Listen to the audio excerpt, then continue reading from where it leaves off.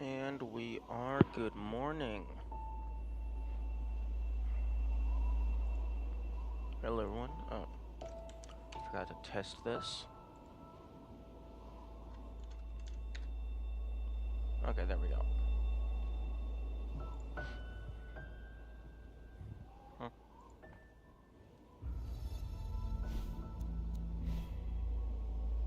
Huh?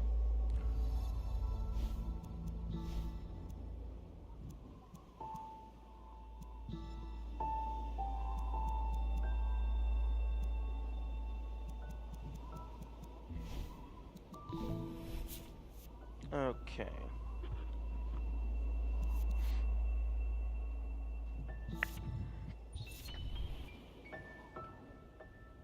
Two B-sides left.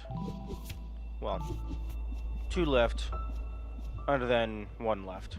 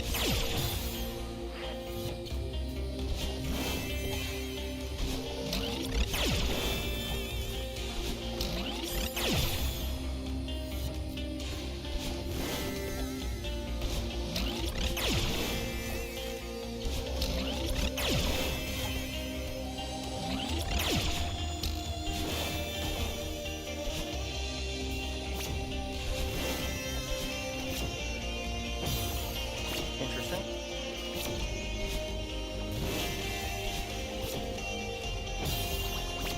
I am confused.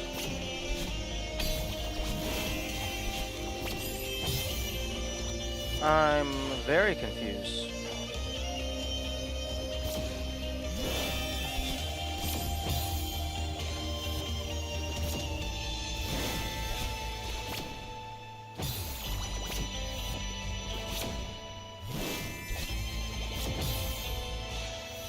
Oh, okay, so just dash to the right.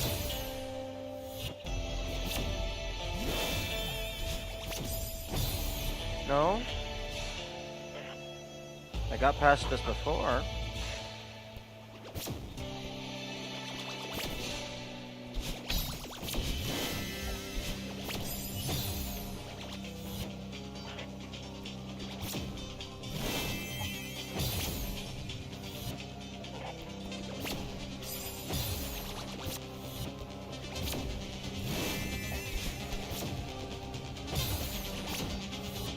Oh, okay, grab, don't wall jump.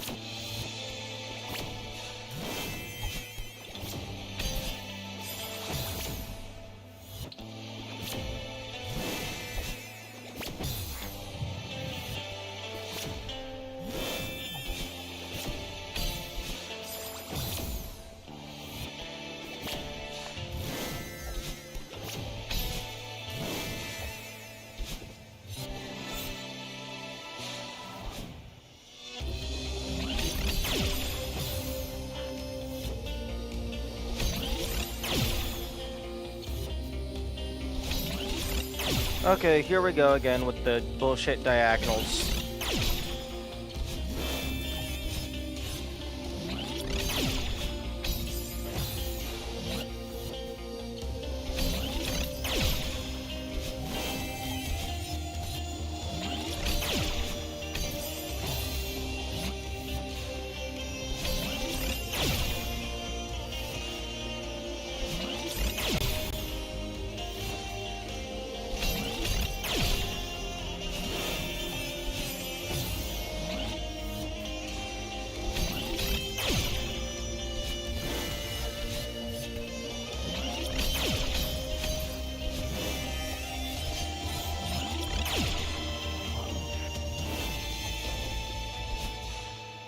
And here we go.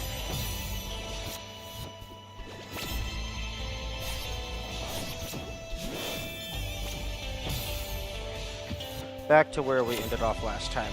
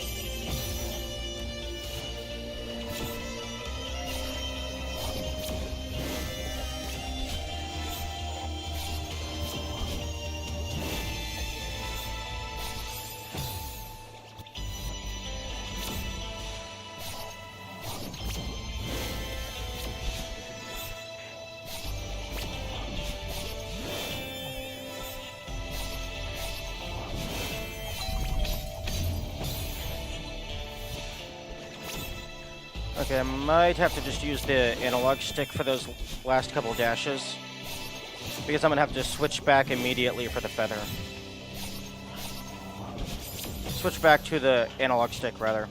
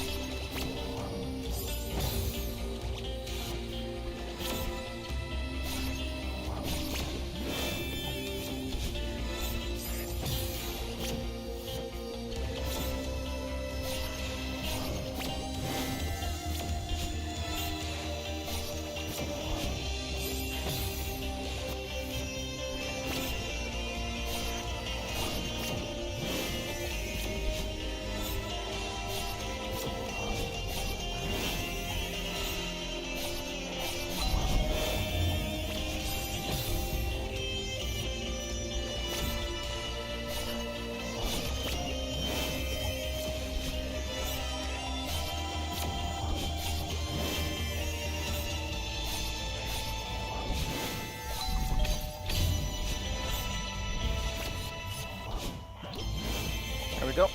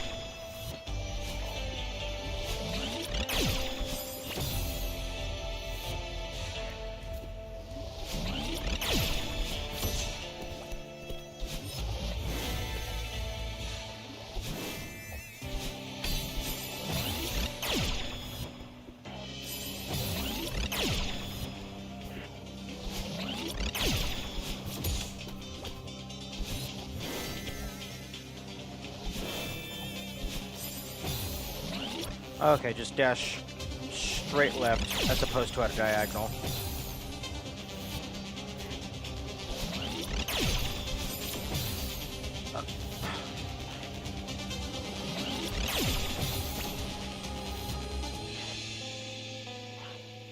I'm getting... Okay. Initially, I thought maybe all these misinputs was just me being bad at the game. So I swapped to a different controller. I think it might just be the PS5 controller isn't precise enough for stuff like this.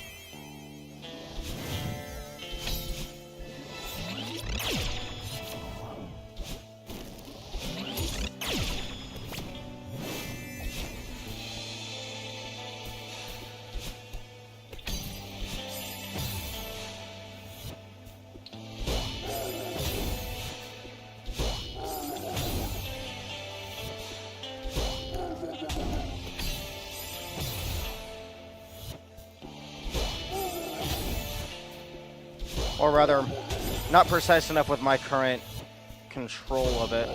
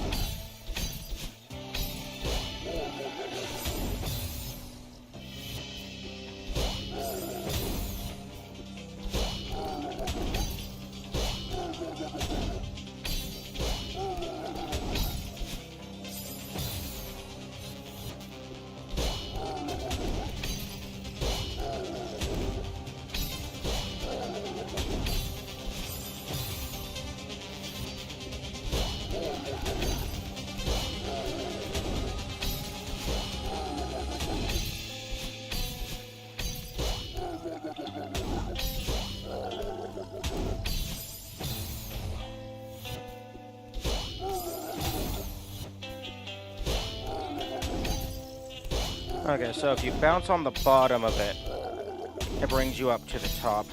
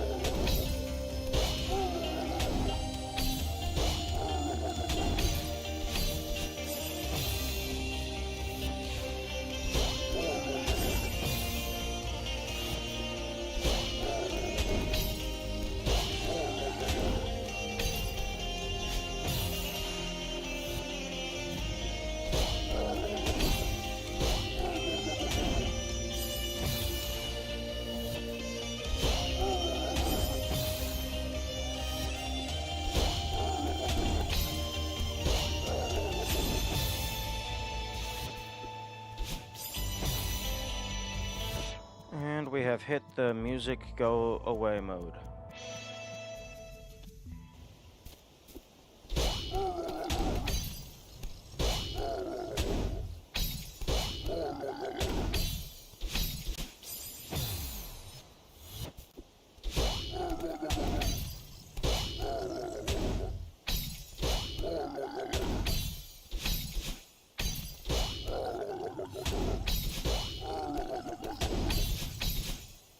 There we go.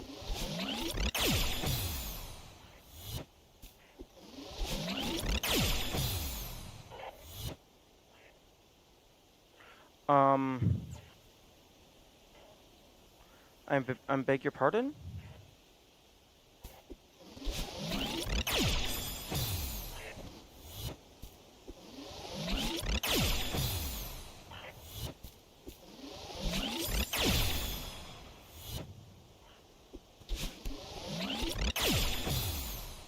The fuck? Oh, right, land.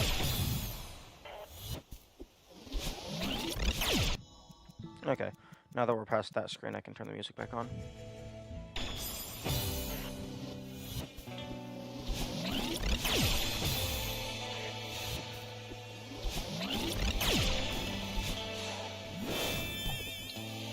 Oh! Okay, that's new.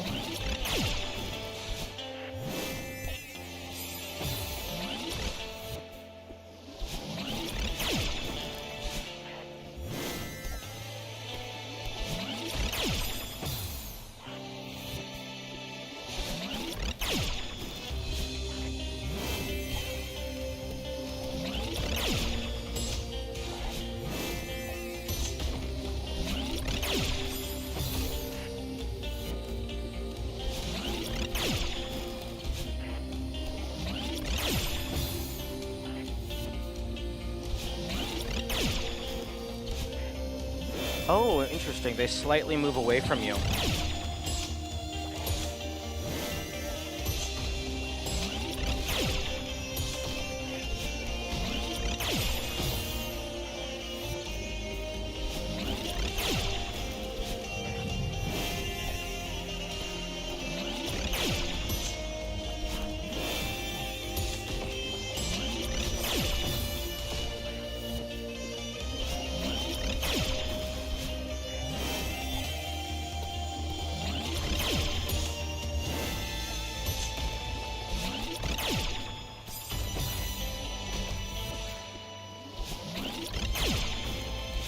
Okay, this room does not seem that much...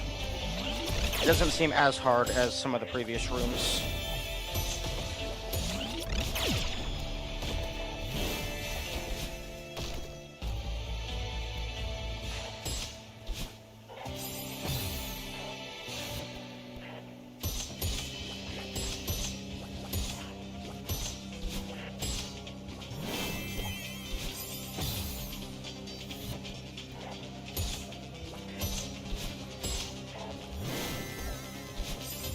Okay, I am dashing directly to the right.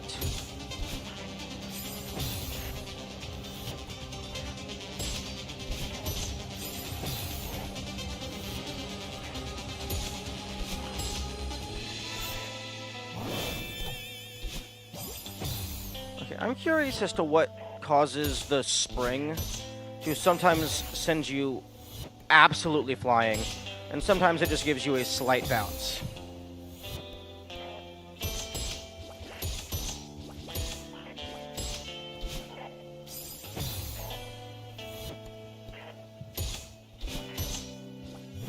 Is it because I was dashing into it?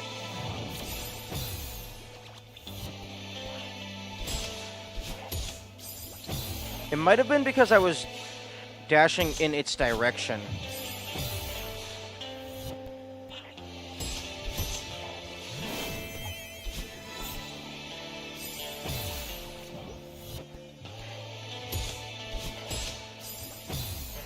Which is kind of bullshit.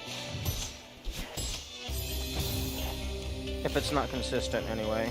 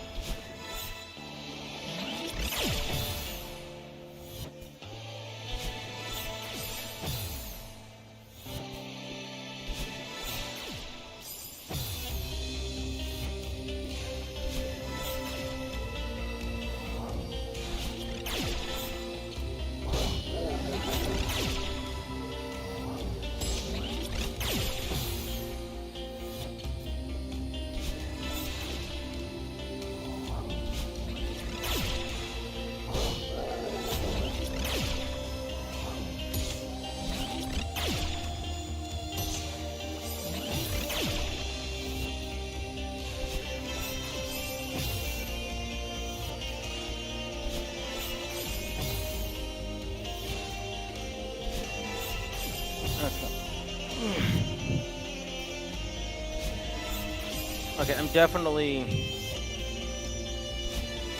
missing some critical control skill with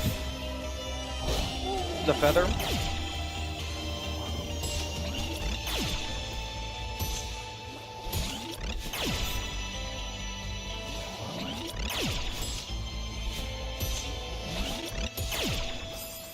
Oh, I should have dashed right there.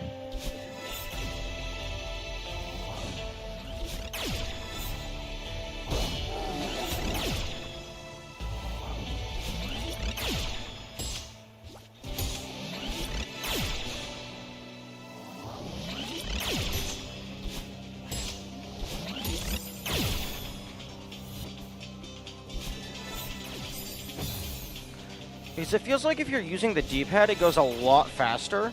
You just have a lot less control. Or maybe it feels like it's going faster because you're not constantly in a gradual turn.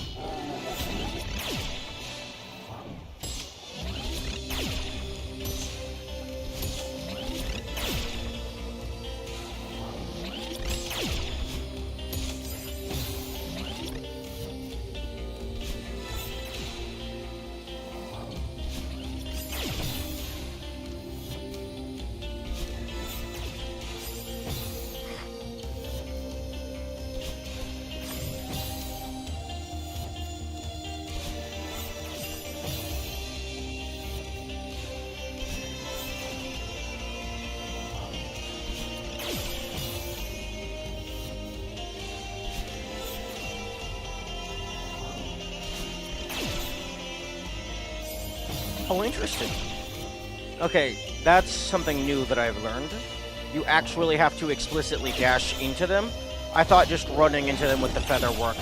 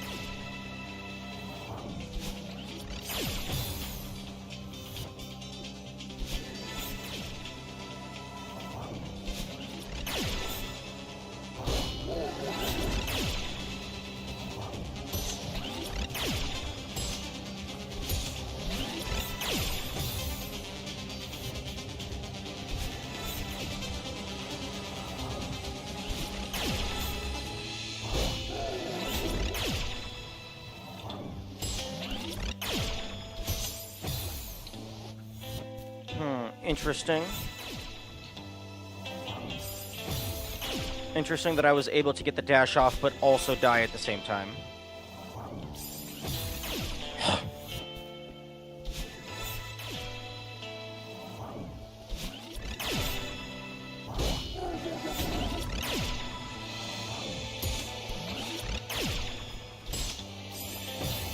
Okay, I think it might definitively... I'm more confident that the dash is what's causing the bumpers to send you absolutely flying.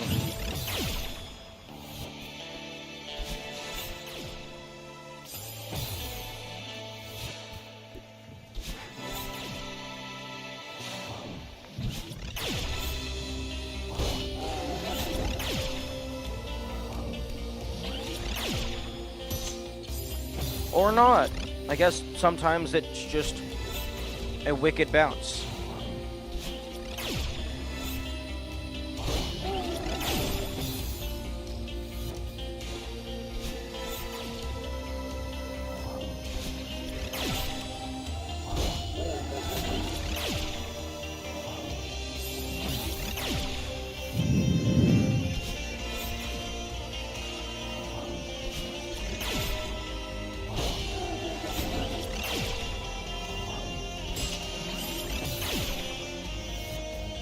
Although not sure how I'm supposed to anticipate or account for that.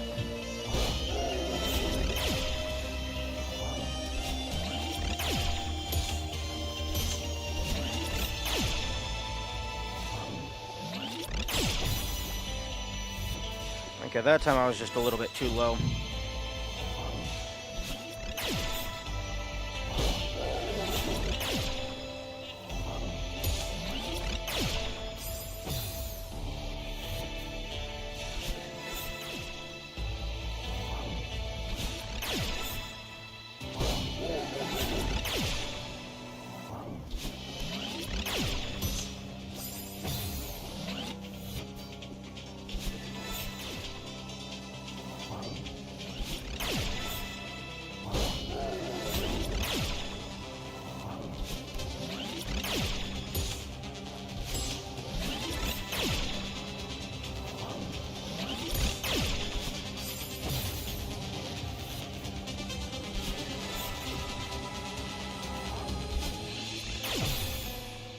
Yeah, that's a new death.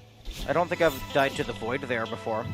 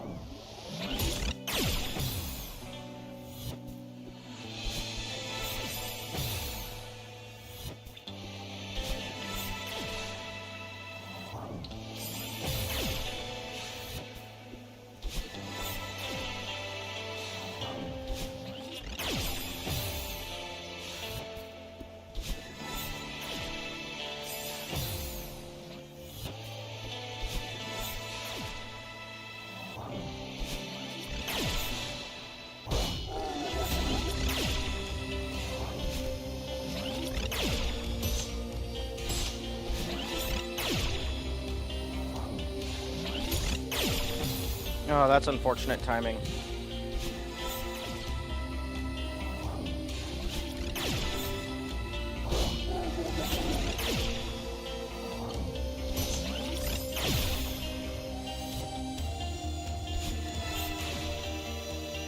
I think if I get the Mega Bounce on that bumper, I think I'm just fucked. Oh, no, I'm not. I could dash to the left or down in order to stop my momentum, and then there's enough space to recover.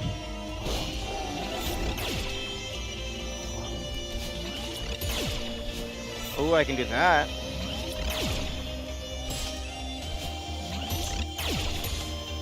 There we go. Oh, fucking finally. You know, not gonna lie, I'm surprised she's not attacking me right now.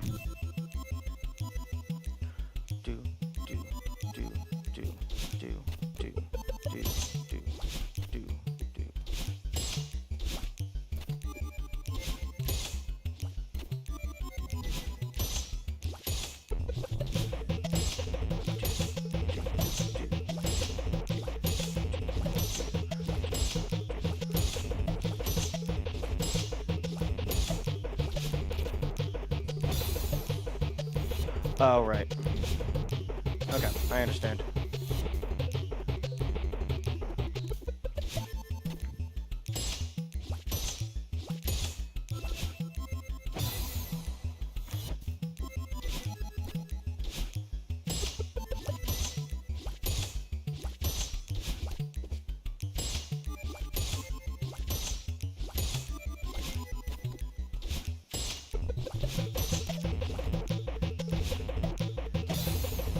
You know, of all of the beat block sections, this one seems like it's the easiest. If I would just actually bother to time things.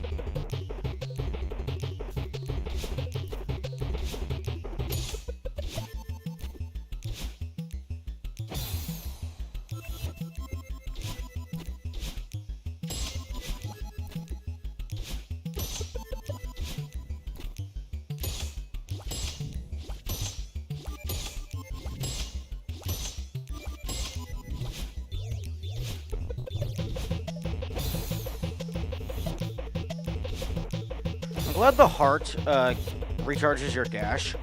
That's like a safety net.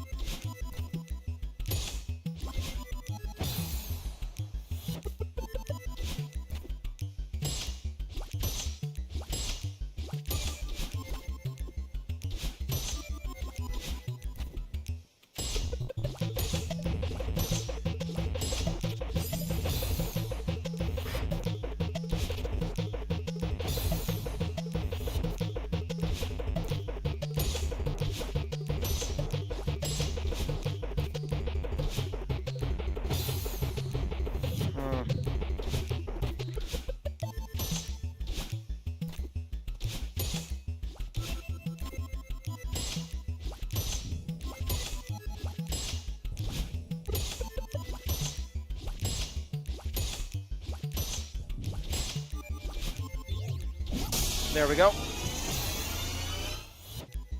Oh. Oh, that's just mean.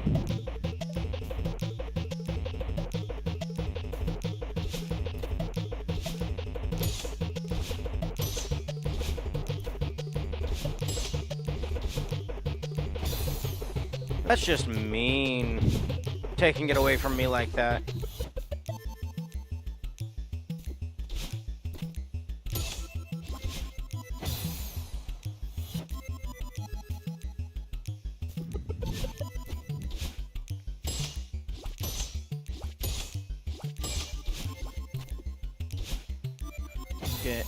Okay, I think it might be partially skill with the controller and partially the controller itself. Because I'm having the misinputs a lot less frequently, but they're still happening.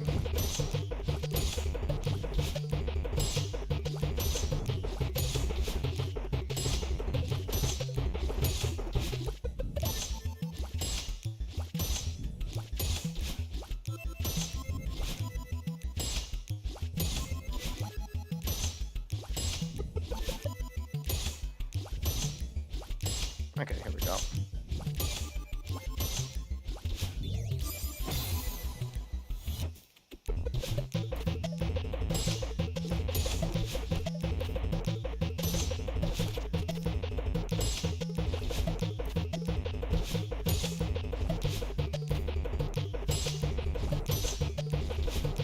Oh, come on.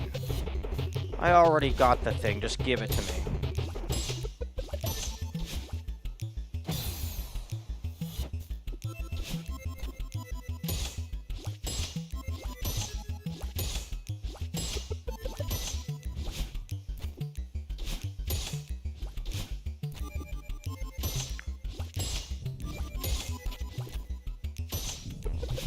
There we go.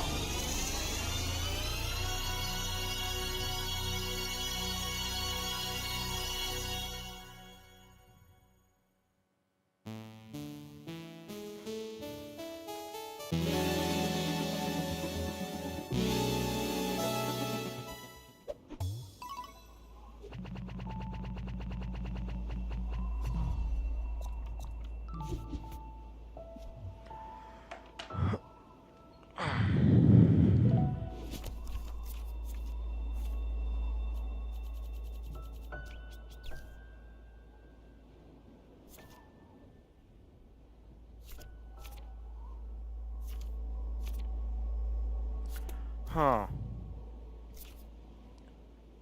Interesting that it tallies total deaths. I mean, total dashes for global, but it doesn't do that on a local save file.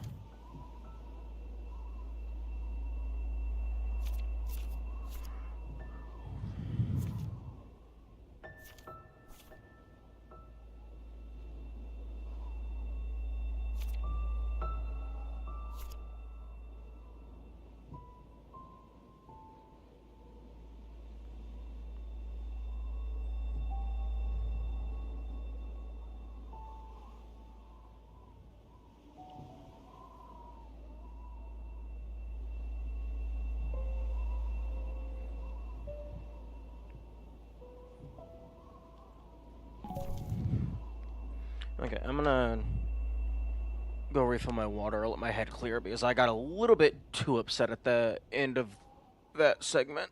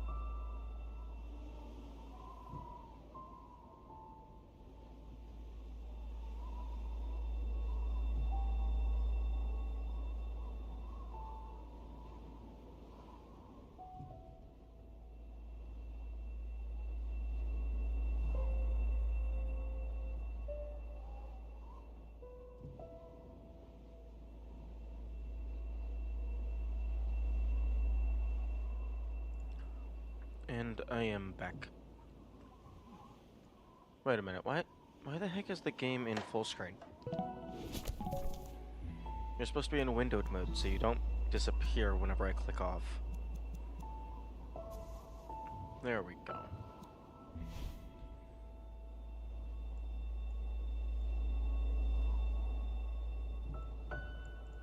Wait, hang on.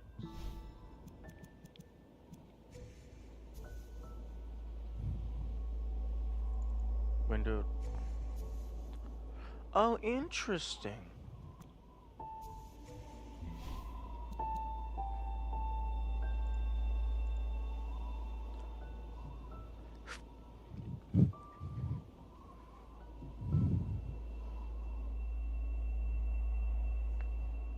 Okay.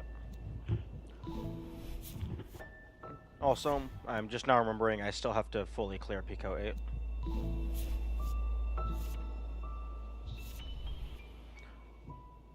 Here we go.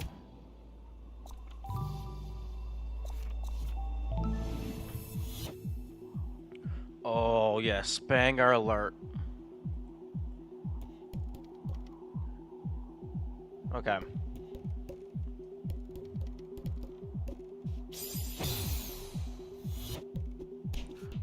Let's scout a little bit.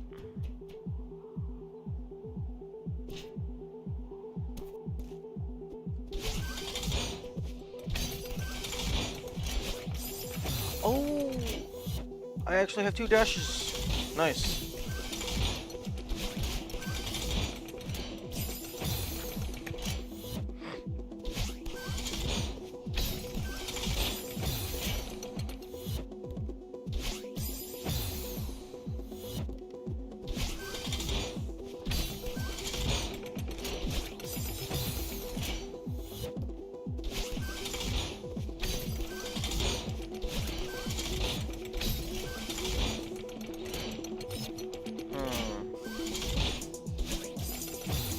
Okay.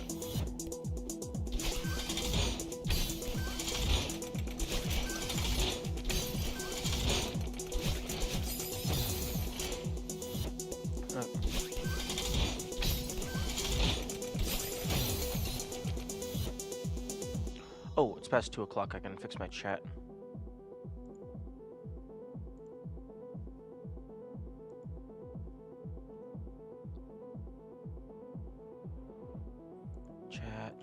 Chat. Got to fix the chat so I can actually read what people say. Although these streams are very early in the morning, so it would not surprise me if nobody says anything.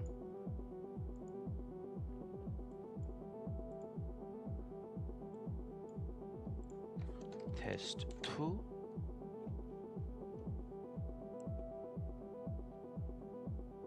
There we go. And let's just go ahead and refresh those. Since those are just test messages that nobody cares about.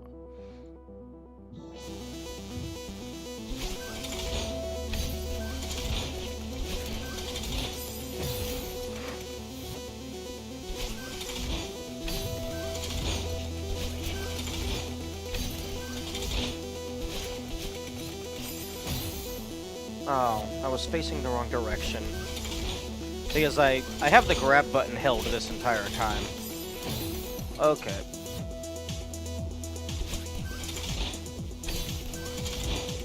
Okay. This music, much better than the previous level.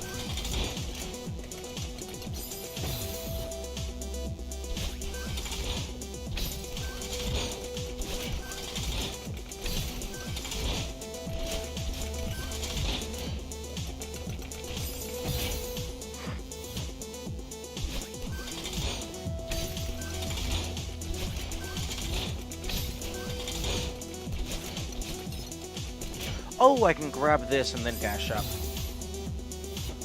Oh, that's a lot. That makes a lot more sense than what I was trying to do. I was trying to jump off, dash over, and then dash up. And then as it's slowly coming back, I would jump on top to refill the dash and then jump up, when I should just be grabbing the wall.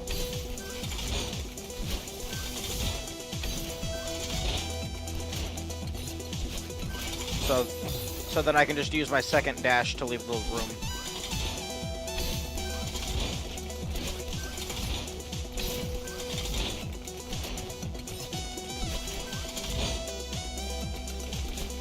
There we go.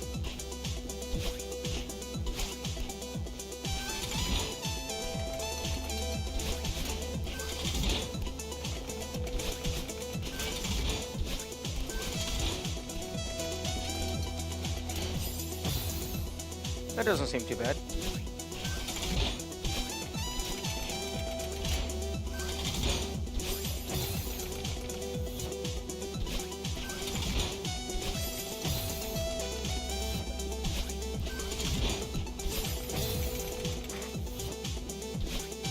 Oh, I bet I know how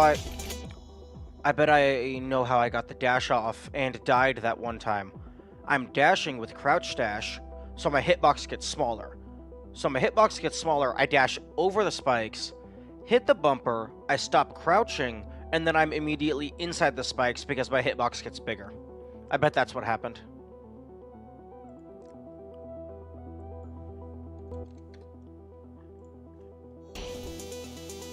Okay, audio test.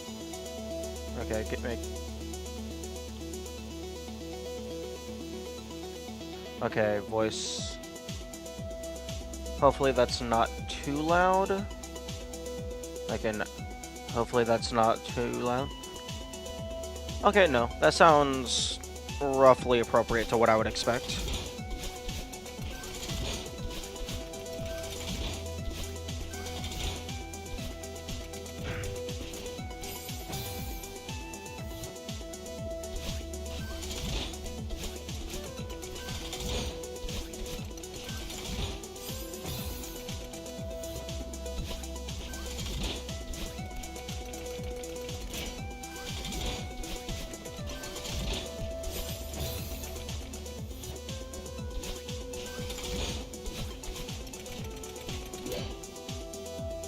Okay, so here...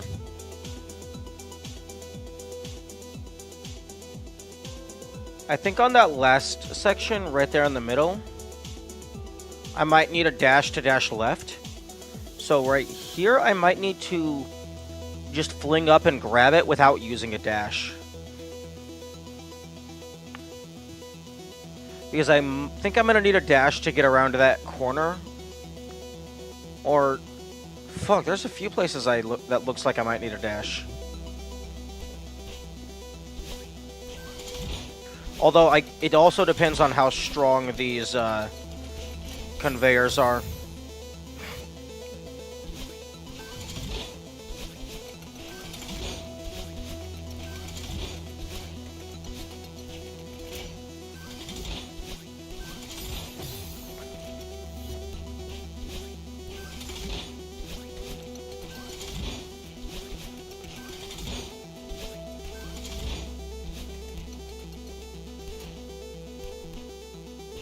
Oh no, I don't.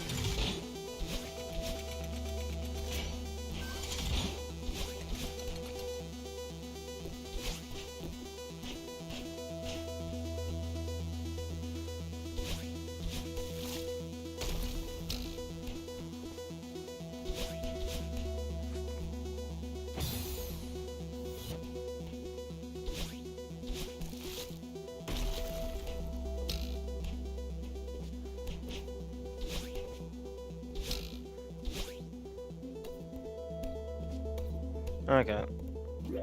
Okay, so super spring, grab, jump to the other side, grab, spring, grab, grab, grab, dash.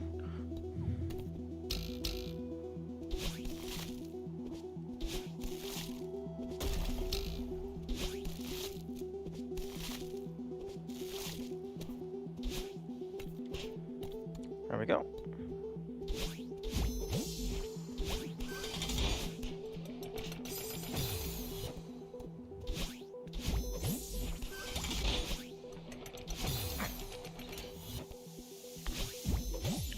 Oh, yo, right, you don't work like the heart. I don't actually have to dash into you.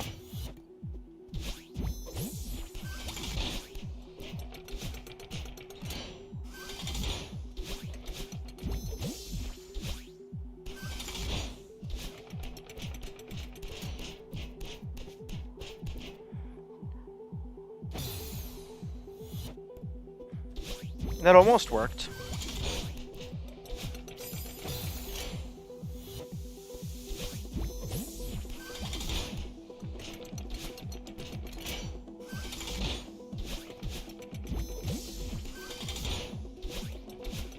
Oh, no, that's what you're supposed to do. You're supposed to do a bunch of wall jumps and then use the dashes at the end.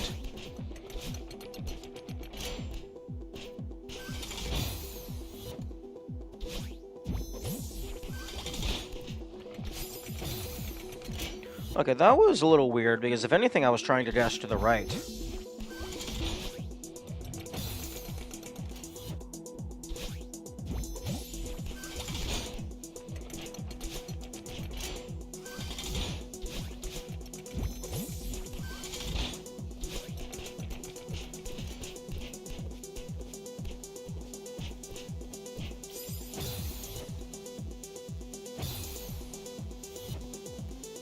Can you reach that with just a jump?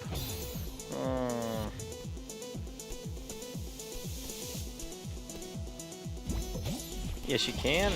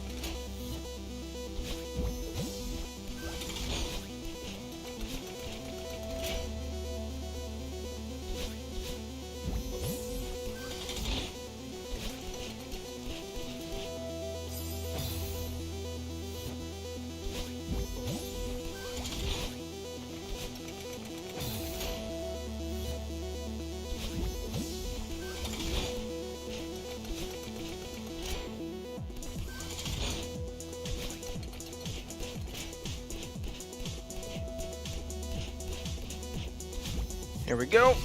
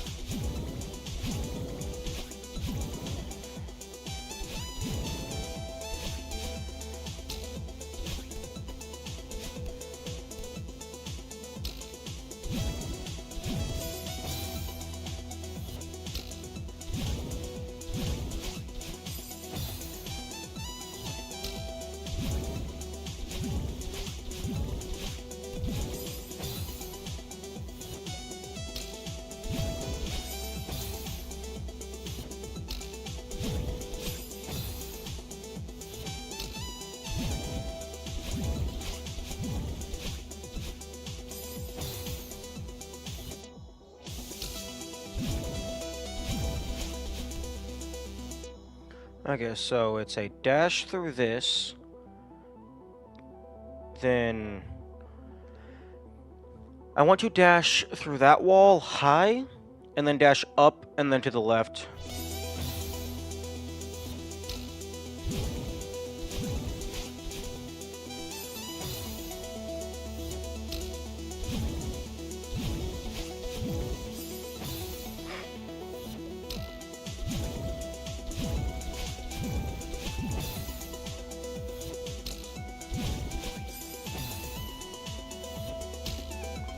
This room's gonna be a little finicky.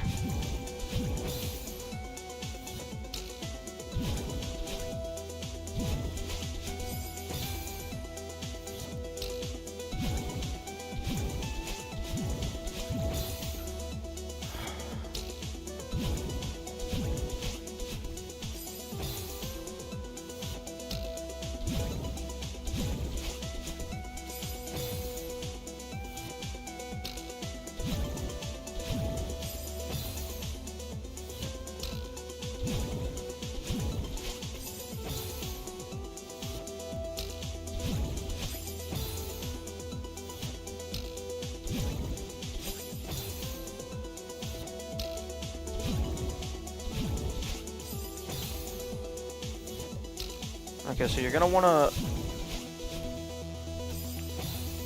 do the down dash fairly late. And then you're gonna want to do just a flat up dash, not an up diagonal dash, an up dash.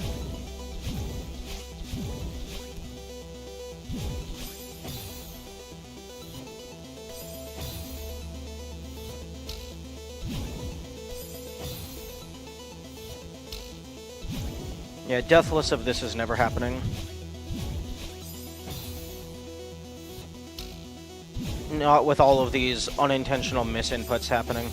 It's just not going to happen. With how many times you have to do an input, and if any of them fail, you die. It's not happening. The probability is infinitesimally small.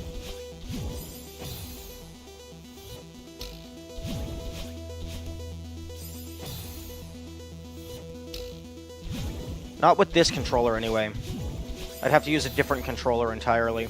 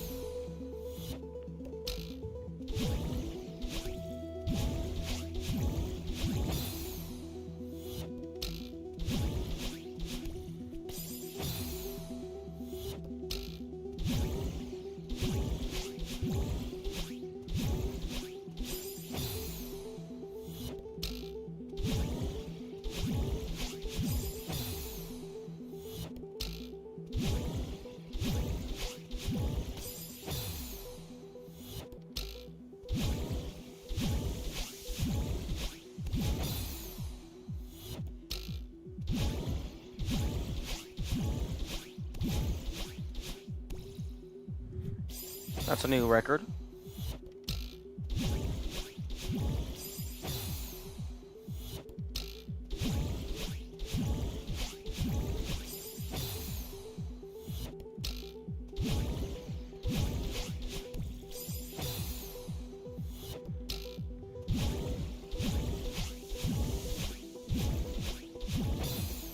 Yeah, you have to, like, on that final block, that second to last block, you have to be hitting it, like, at the very top.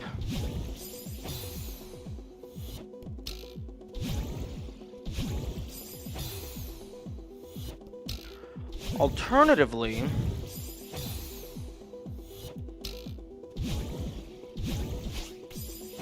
if I can get an up dash out of that third pillar block, and then jump out of it, that might be enough to just skip straight to the end.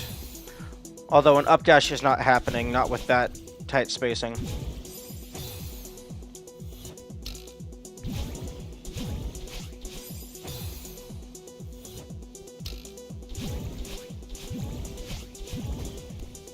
Oh. Okay, if I jump, I just...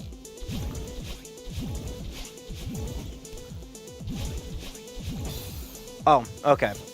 I can wall grab. That makes sense.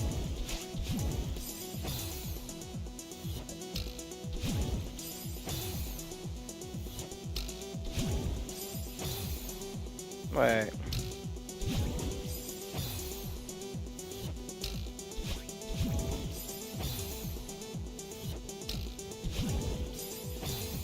Does this just line up? Okay, no.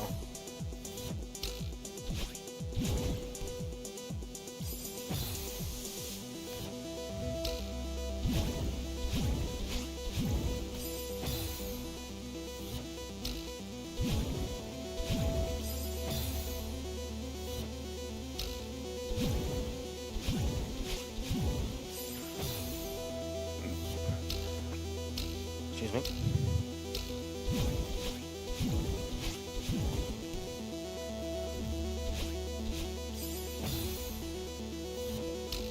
Maybe. That could possibly work.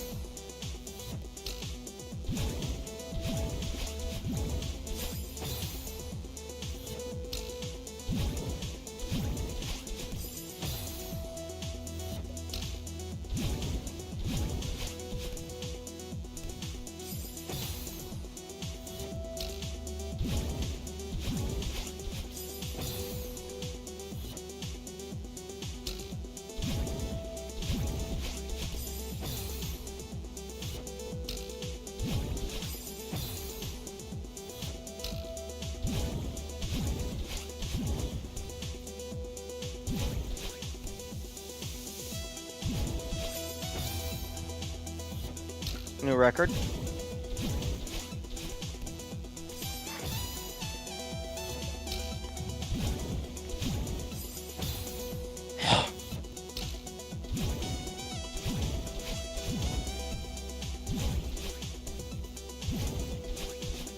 There we go.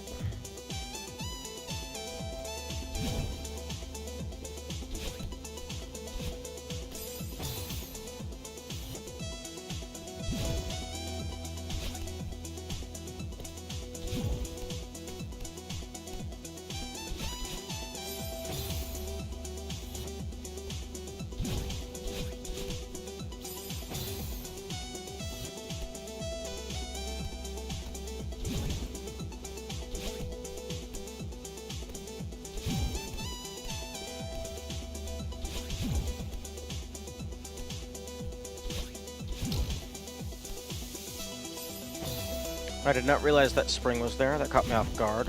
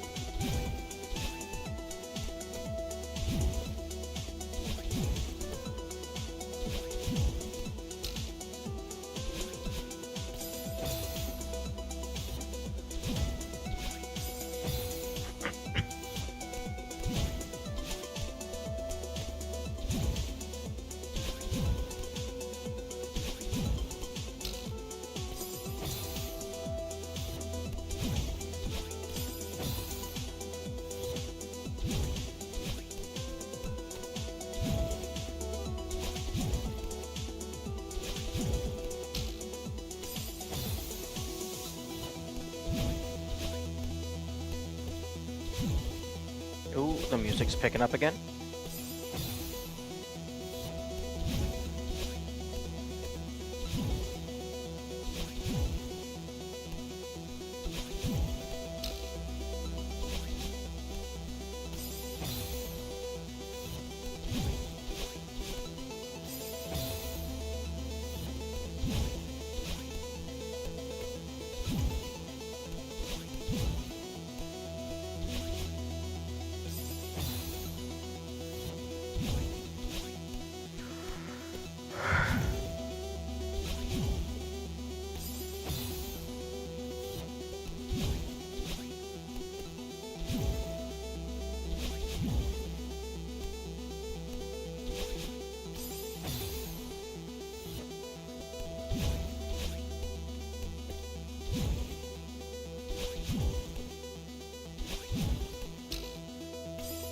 How do I keep doing the exact same thing every single time?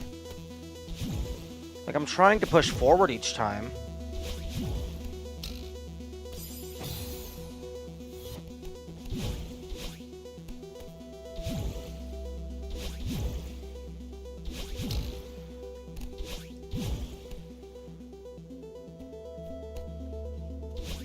There we go.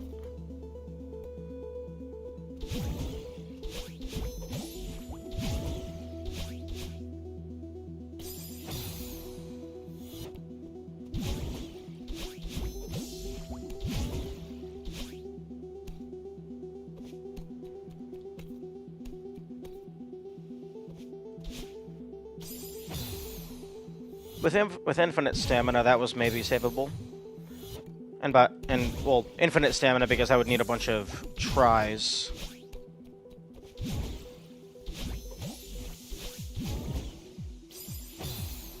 Oh right, the dash block gives me back my dashes.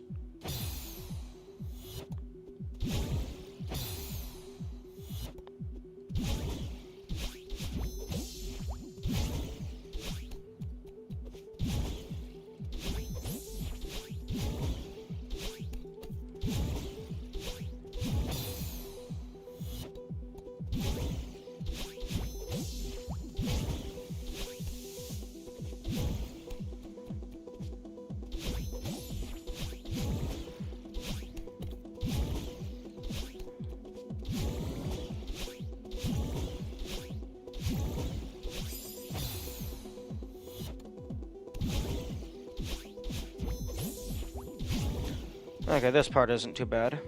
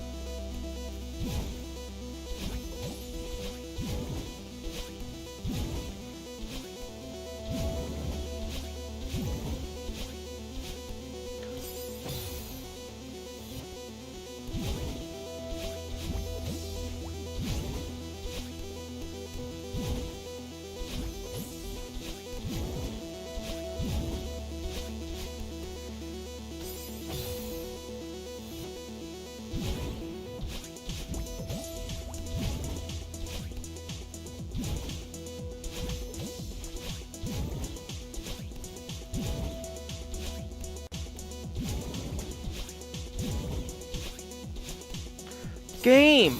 Or controller, or whatever is causing me to diagonal dash. Fuck off. Like, legitimately.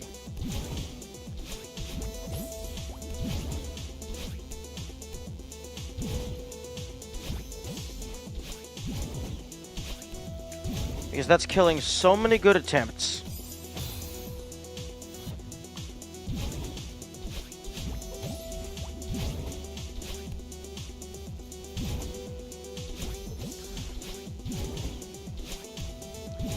And maybe it's not even the controller. Maybe I just don't know. I don't know what I'm doing wrong. And if I don't know what I'm doing wrong, I can't fix it. So it's seemingly random.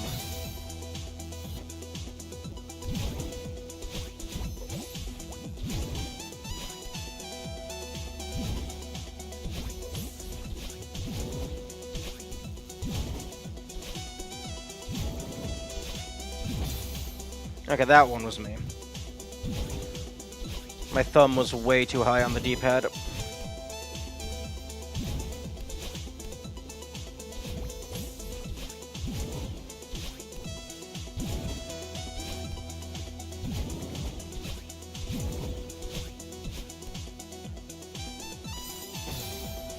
Are you fucking kidding me?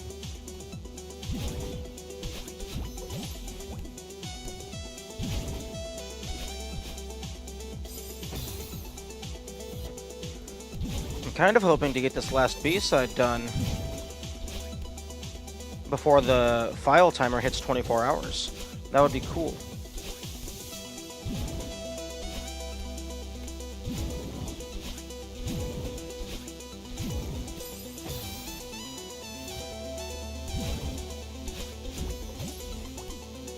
Oh wait, never mind, I still have the core. And then there is also Farewell, but that was the DLC. I guess I was meaning all of the B-sides of the base game.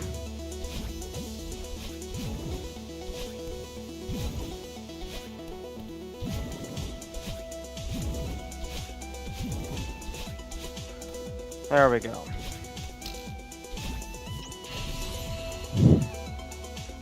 Oh, time for bullshit.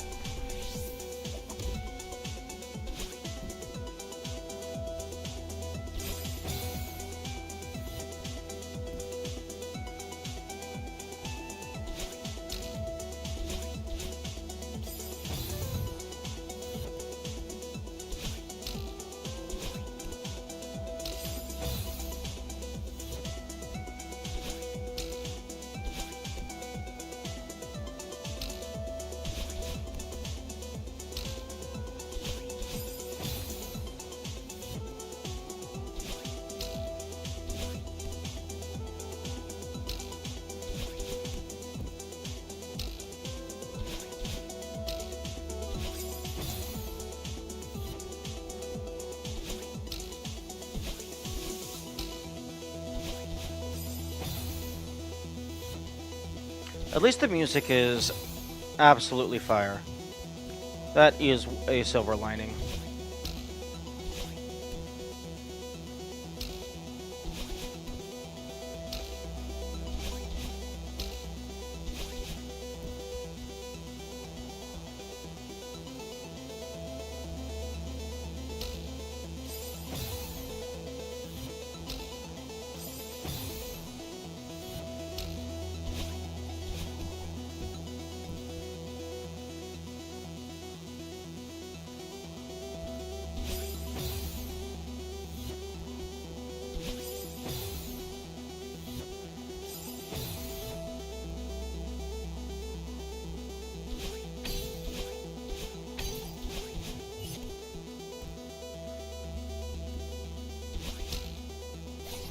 Oh, it's keys. Okay.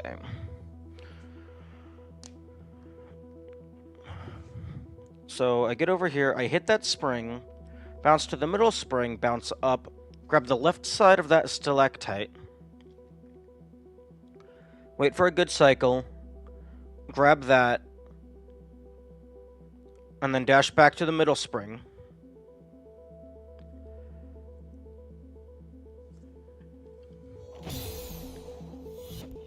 Okay.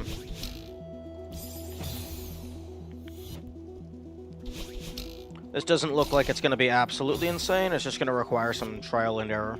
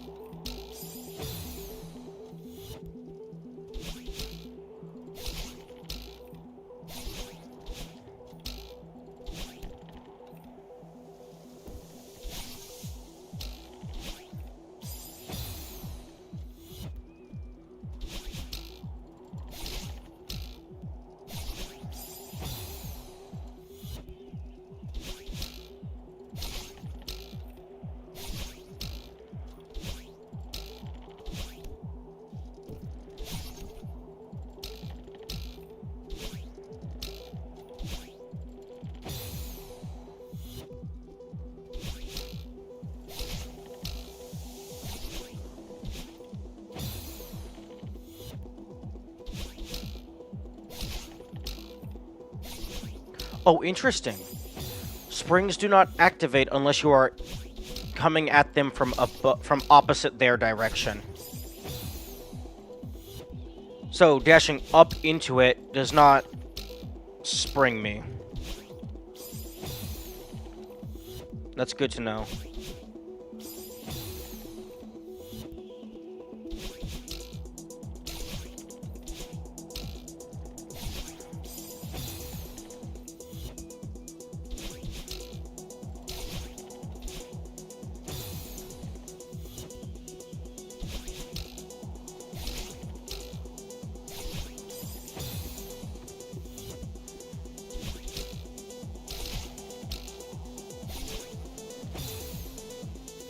Oh, I can do a double dash and then...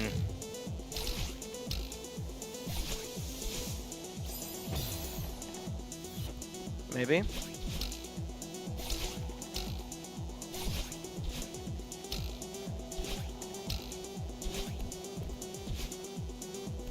Wait, excuse me.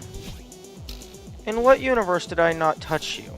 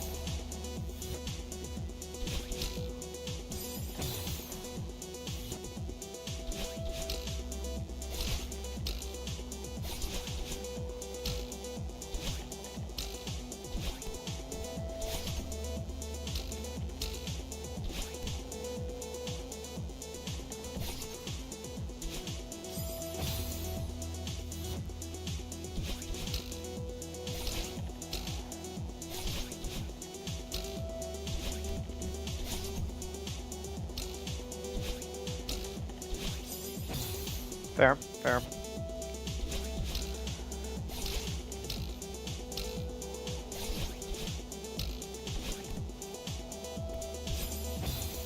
Yeah, I'm just getting impatient.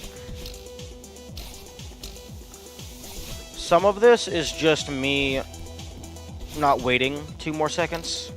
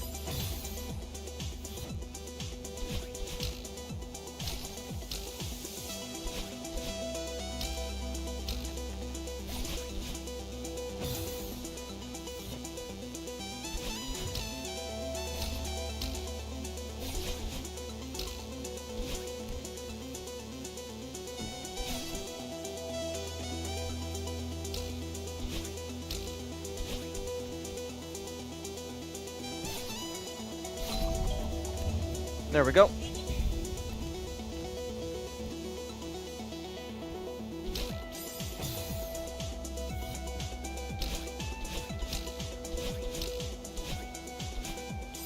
Ah.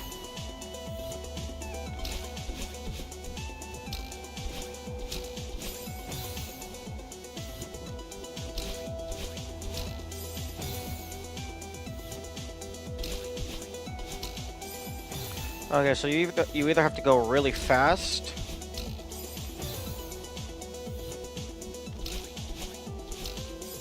Okay, the fuck. And now it's broken.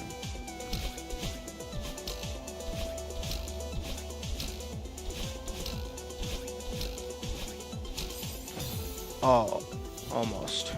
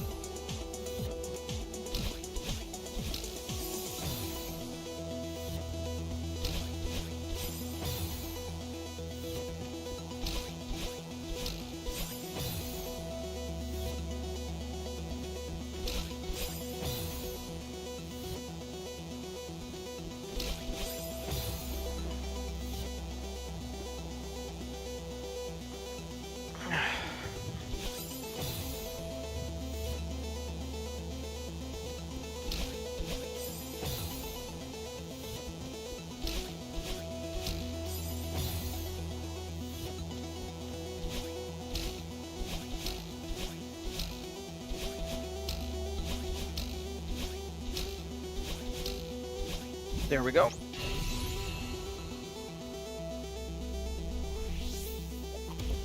Oh, here comes the fun.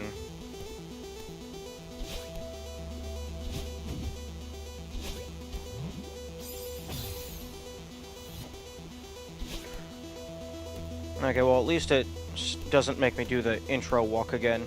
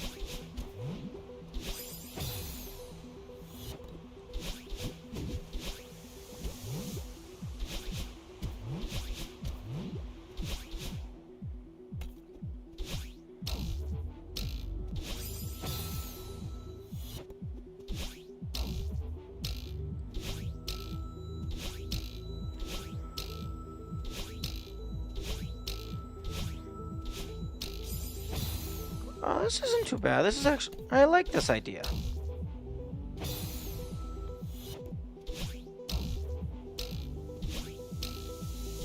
This is just a timing segment.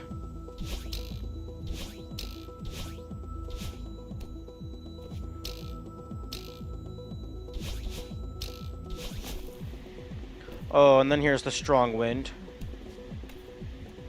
I'm curious if anybody actually likes the strong wind. Because this just feels like padding. Oh, strong wind plus bullshit. Bullshit you have to time.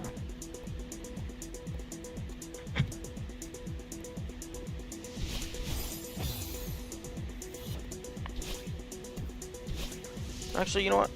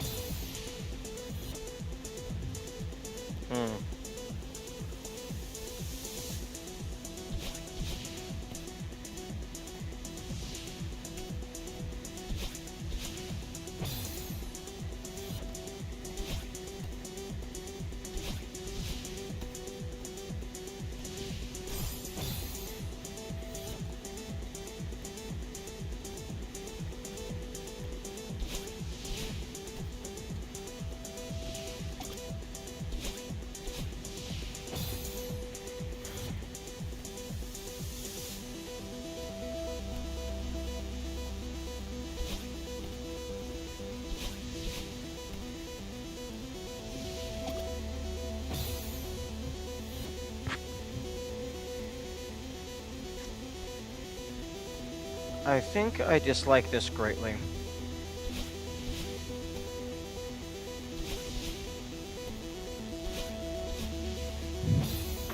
Because with how strong the wind is, you might have... Oh, if you horizontally dash, you go much further.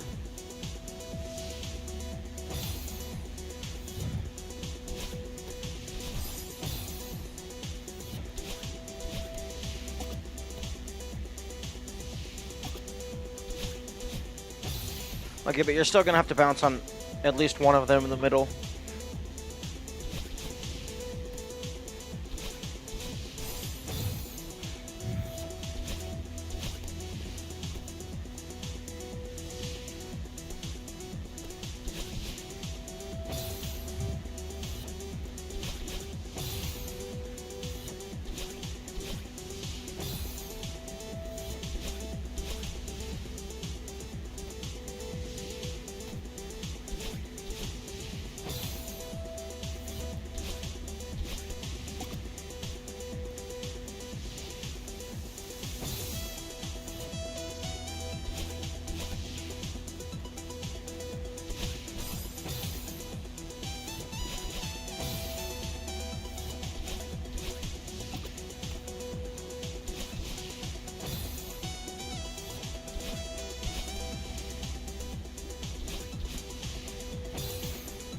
Oh, and then you have to do it again!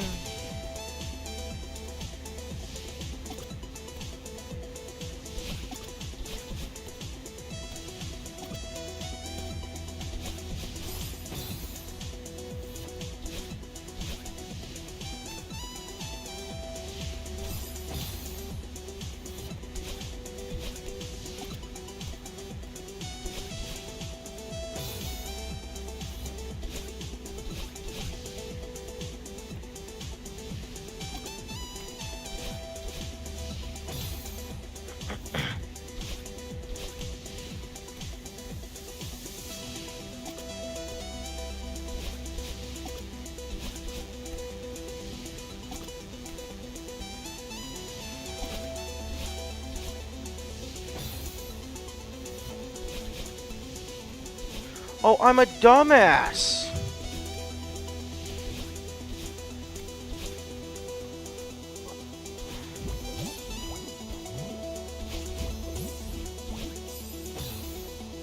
What the fuck is wrong with me?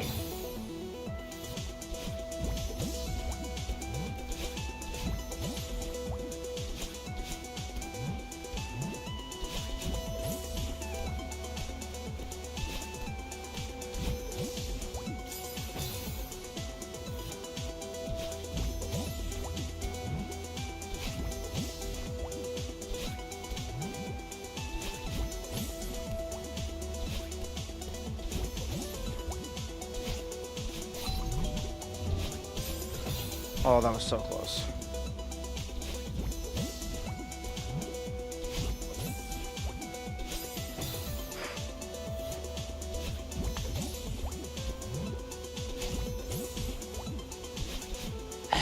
Yeah, sorry.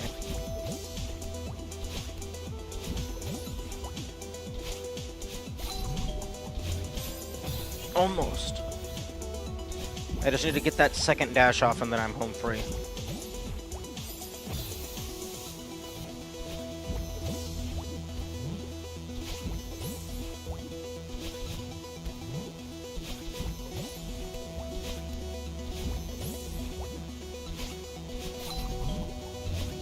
There we go. I was afraid I might have done the dash a little too early and botched it.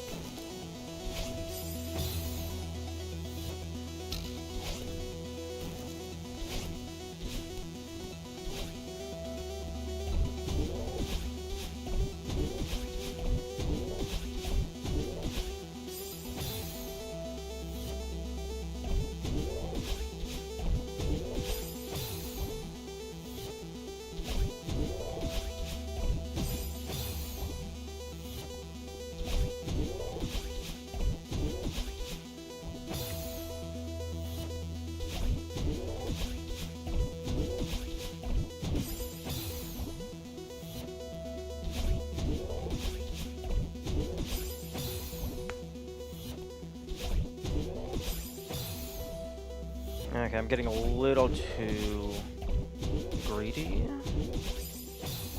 I'm going a little too early.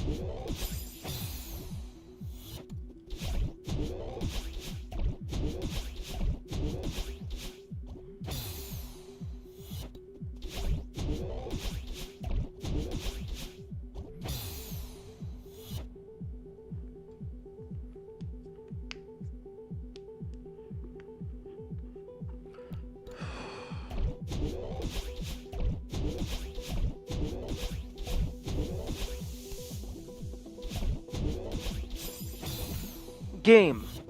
The fuck? I am not pressing diagonal.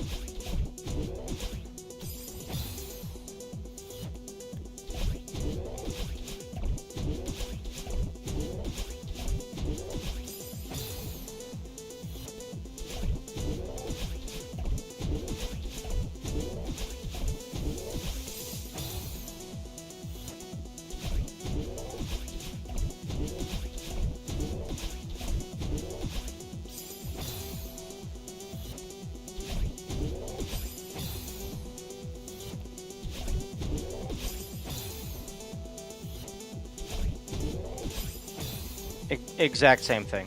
Every single time. The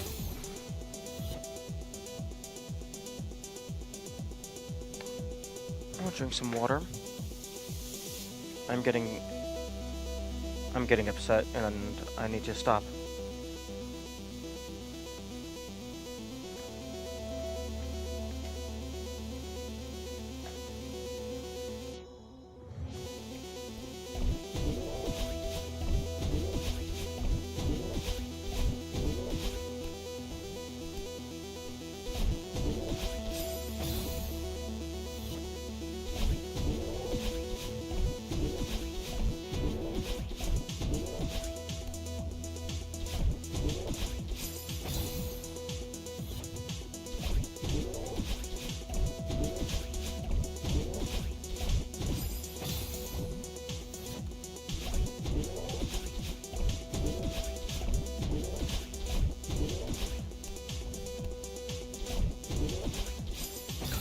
Okay. I don't know what the fuck I'm doing wrong.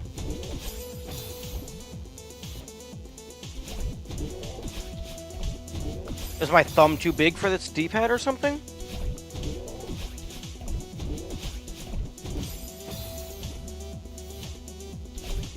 And not all of these are quote-unquote misinputs.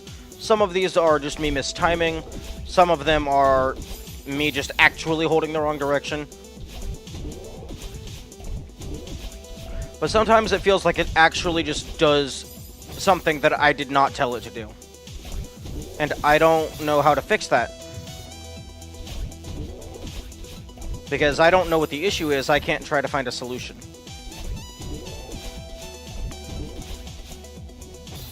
Like right there. Like as far as I can tell, I'm only holding one button on the D-pad. Unfortunately, the D-pad is it is one button.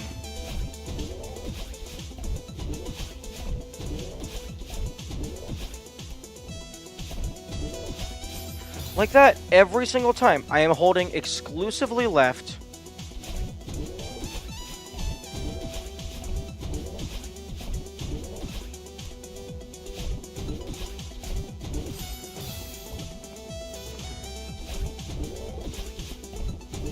And I don't know what I did differently that time.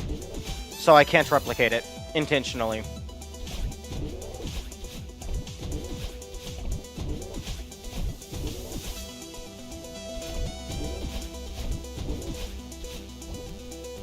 There we go.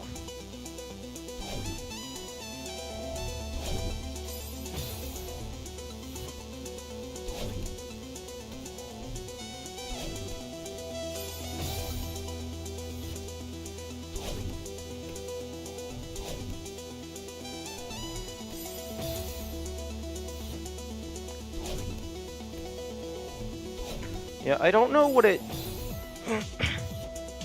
what it wants me to do.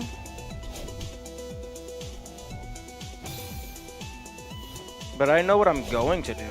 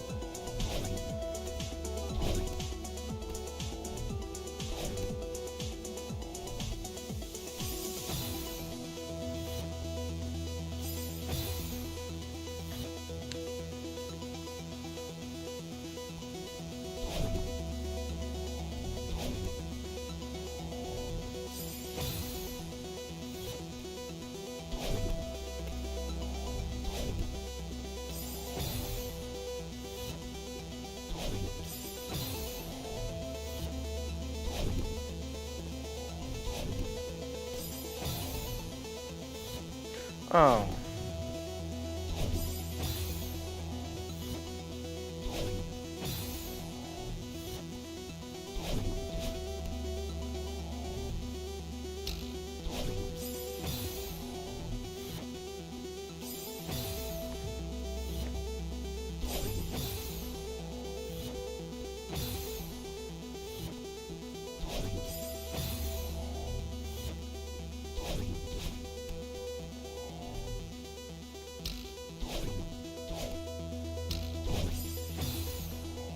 Okay, bounce over to the spikes, and then dash upward, maybe?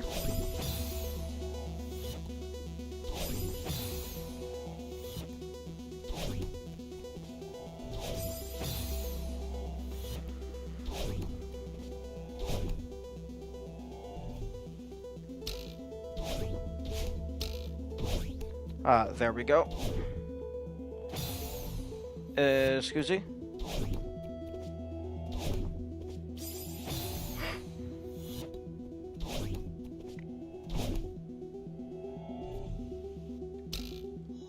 Okay, so what do I do here?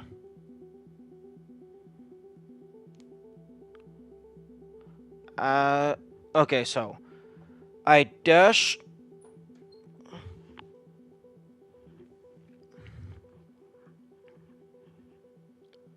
I dash up, grab the block, jump to the other side of the block, and then as it's going down, jump to the other block.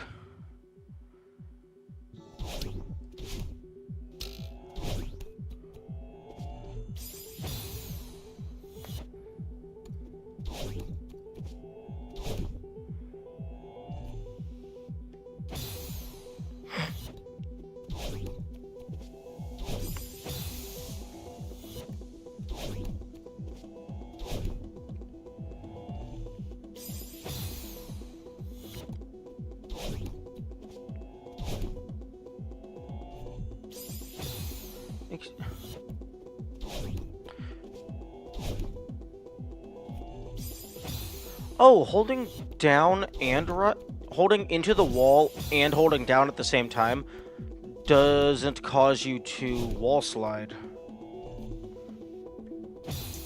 You have to only hold into the wall. That's good to know.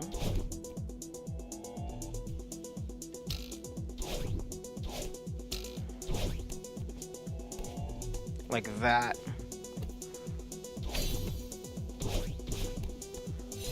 There we go.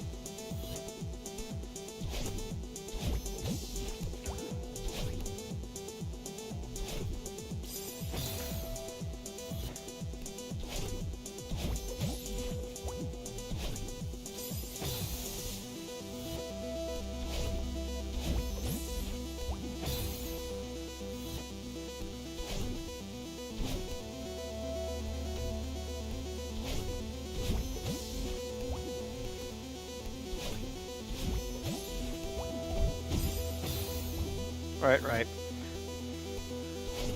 Don't do the diagonal hold.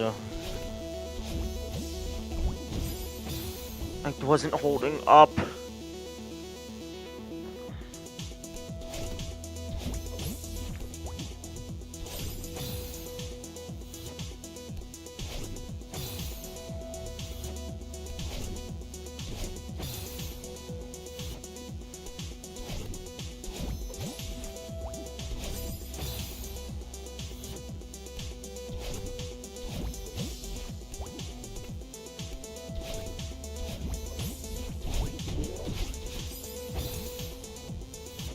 Maybe don't do diagonal.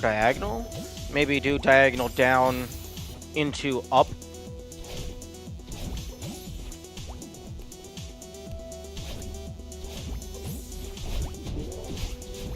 Ah, there we go.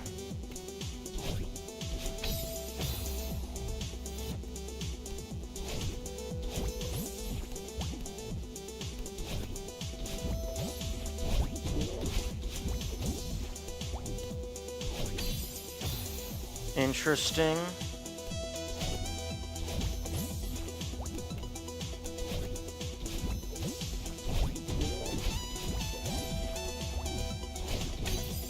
Ah, left up.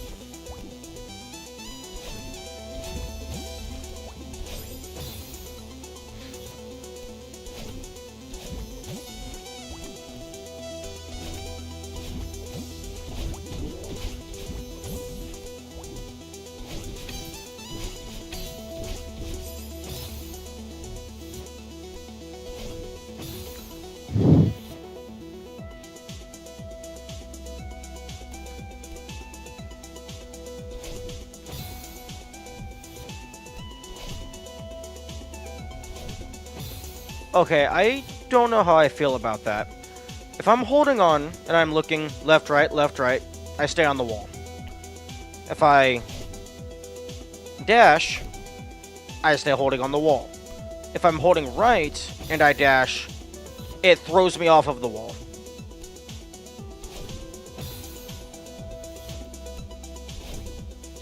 So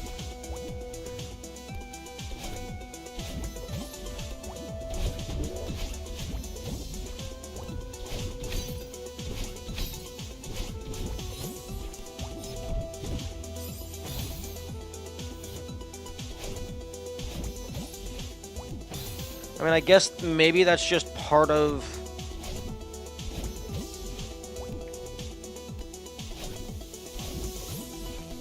how the dash launch mechanic works.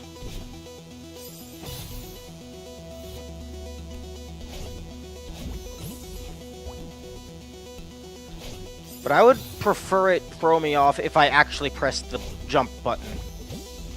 Not just because.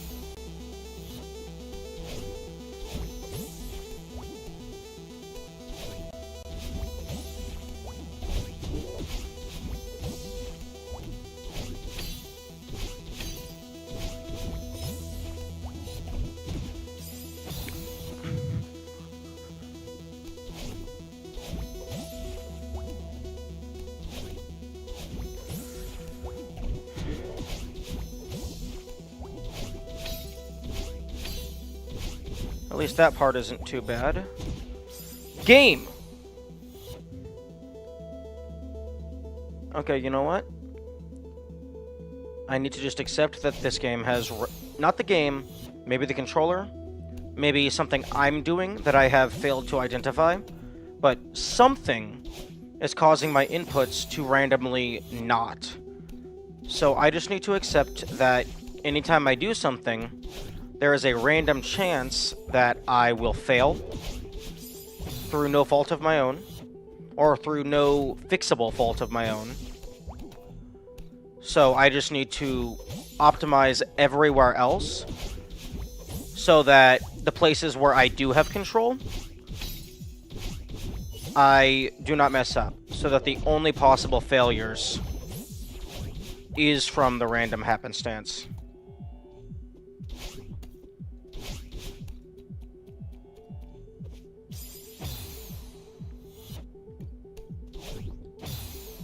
So like that, I know how that works.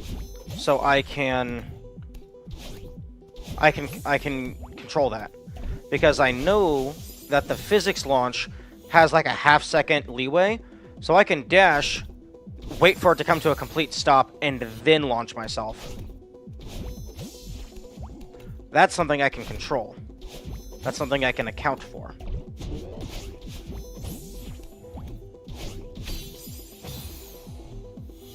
And right there, I know that the upward dash is going to send me up a certain distance, so I can actually just start my dash from a lower point on the wall.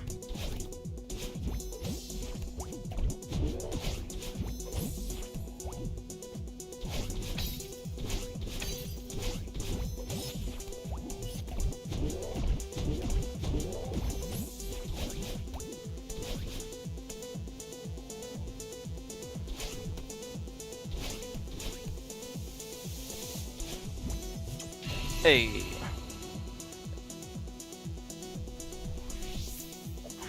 Oh, wait. Wait. Wait, is there no reflection segment?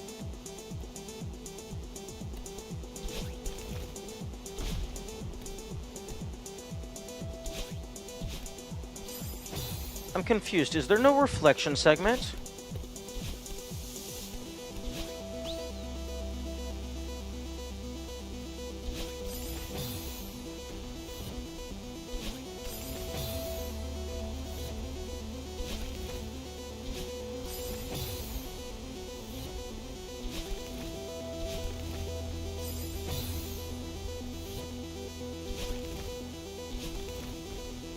Okay, that's not gonna work.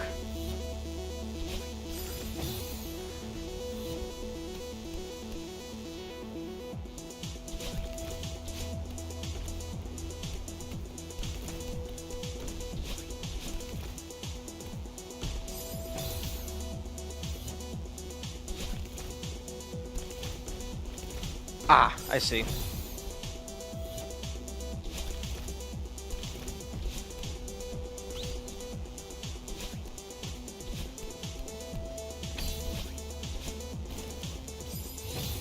Oh, I landed on solid ground. So that means I got my dash back.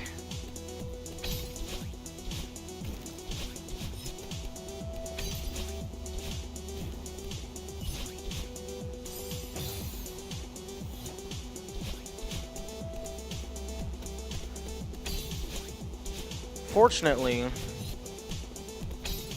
the summit segments are much easier because you have multiple checkpoints in the same room.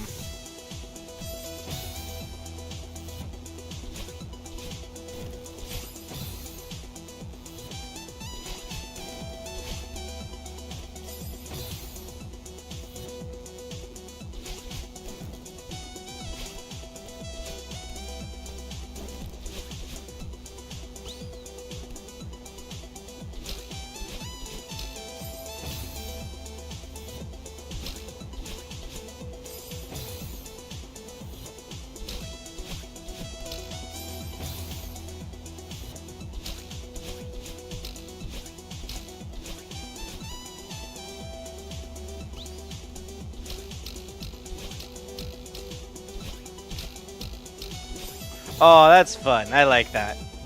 Boing, boing, boing, boing, boing, boing.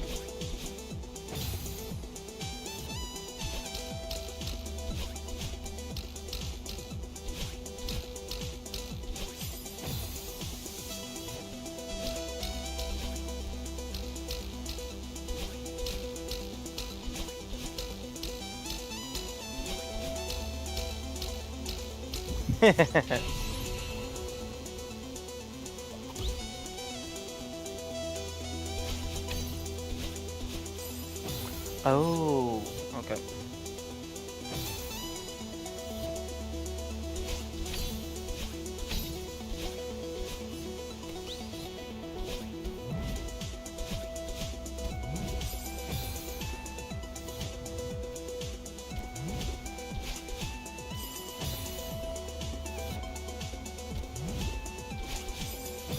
Hmm?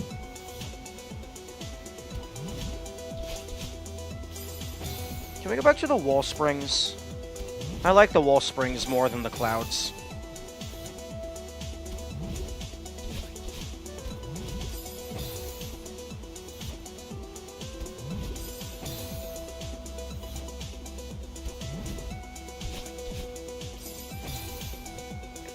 Okay.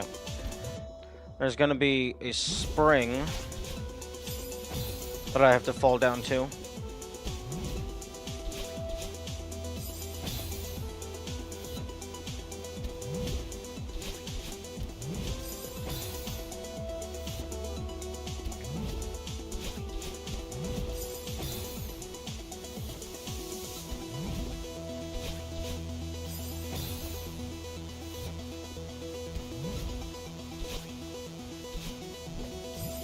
Oh, those do come back after a while. I thought they were one-time use until you died.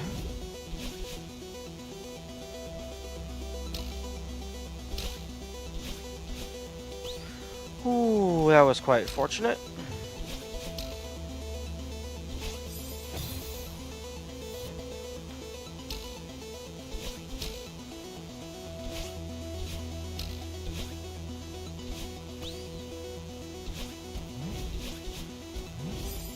Oh, right.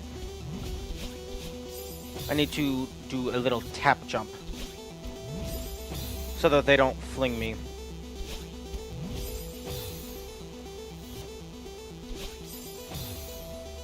Actually, hang on. Okay, no.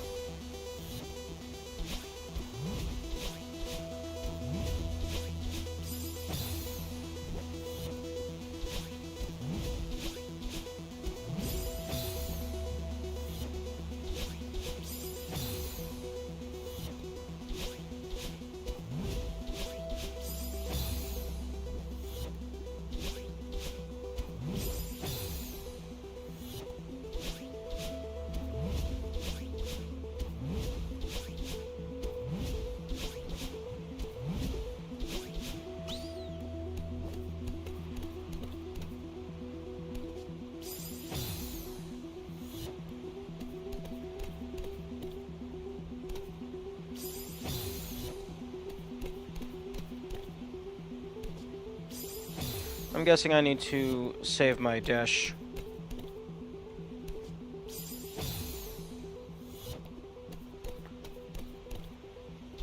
Maybe I use the dash there. No, because I need to jump and then dash over and up.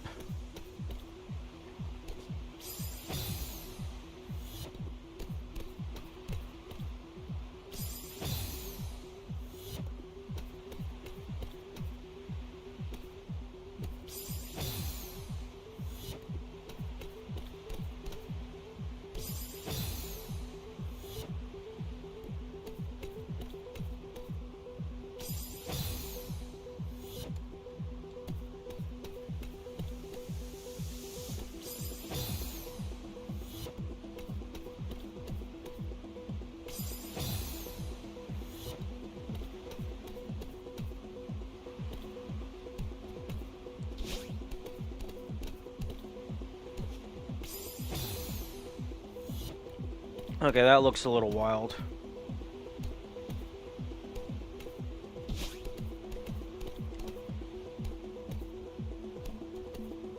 Okay, no. It lines itself up nicely.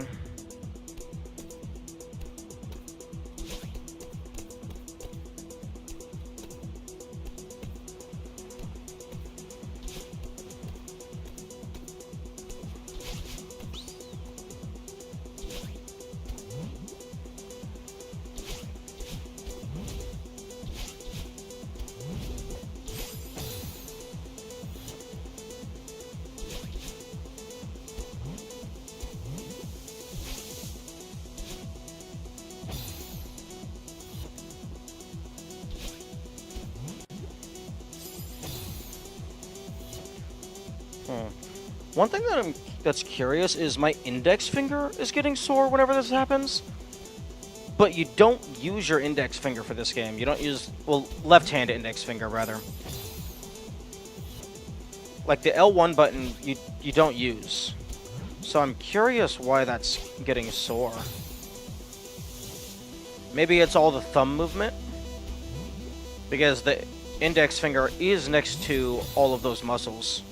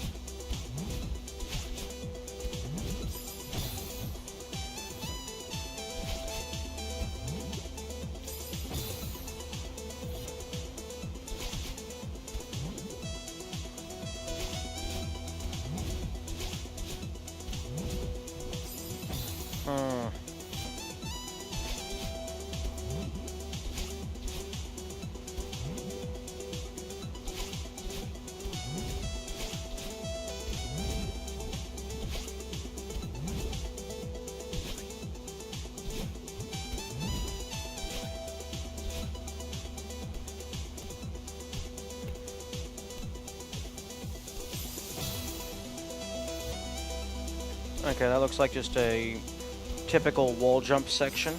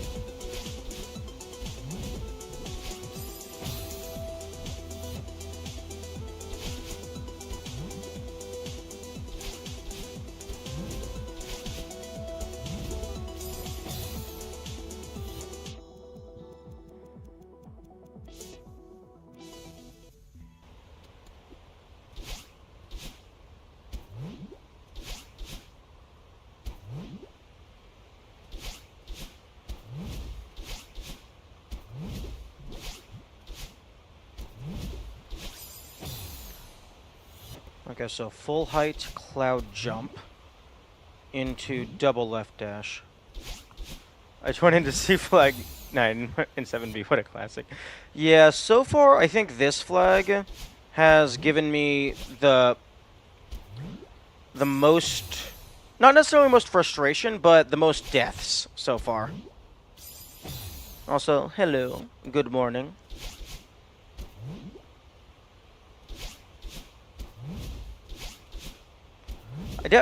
I think I like this flag. It's just more precise than some of the previous things. Although my favorite flag so far was the springs on the walls, because that wasn't hard, that was just fun. 9 and 13 are notorious hard. Oh, what was 13? I can't remember.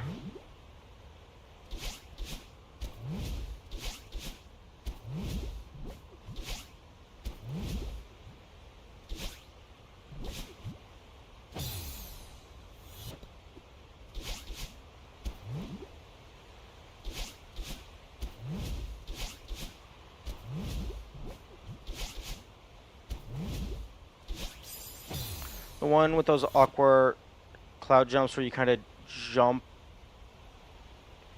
Oh, the ones where you have to land and then immediately jump to break the cloud so that it doesn't throw you upward into the spikes.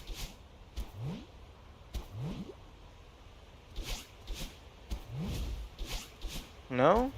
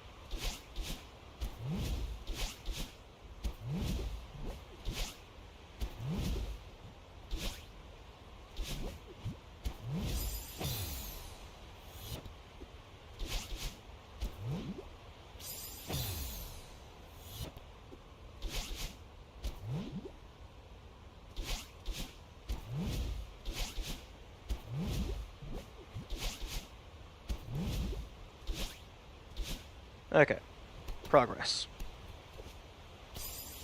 And progress is immediately gone. There are the pink clouds, a few in a row. You get maximum height of them while going around a straight line of spikes.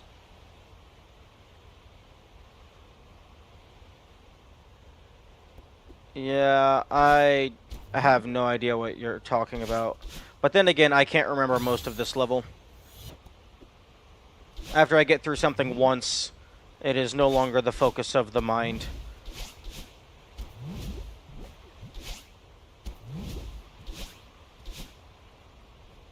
Okay. So jump to the left, jump up and around, then over there and down.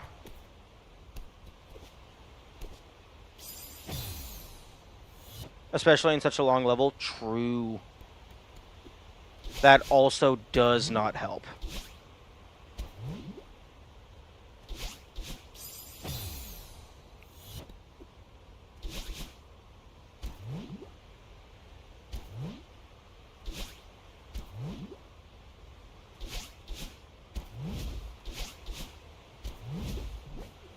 You know what would be wild? If after they did the DLC, I mean, I doubt they're gonna do any more DLC given how long the game's been out. But if they did like a remixed like D side of the summit that also included a farewell segment and a core segment, just so you have like the new full game gauntlet, I think that could be neat.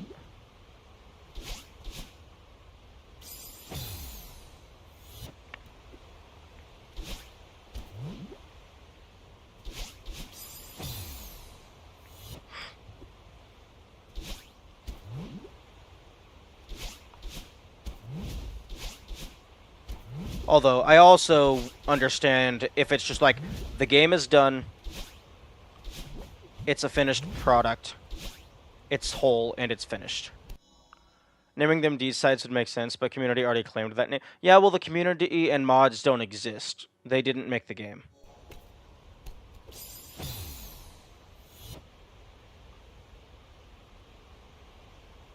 If the devs want to use a term that the community has already used, that's absolutely fine. The community doesn't own names.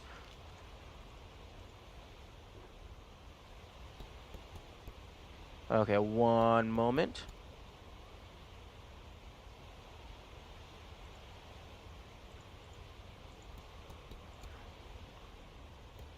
Farewell was added later as I know. I know it was DLC.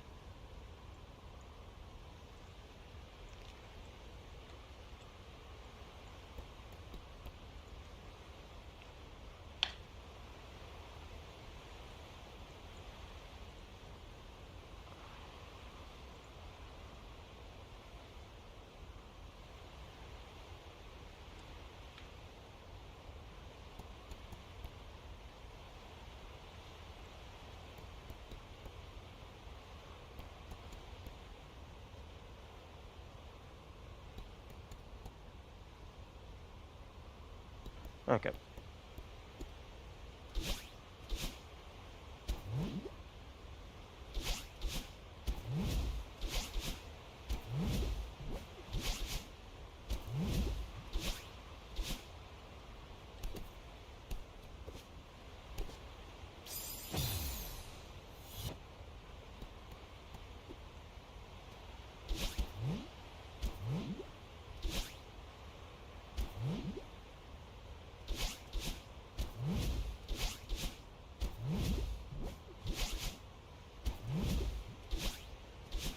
Okay, now that I understand what you're supposed to do for that part, it's not as bad.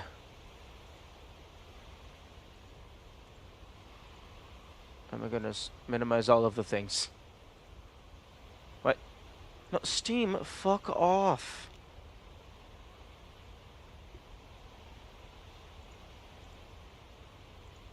Okay, for some reason Steam decided to just launch in big picture mode, which I did not ask for.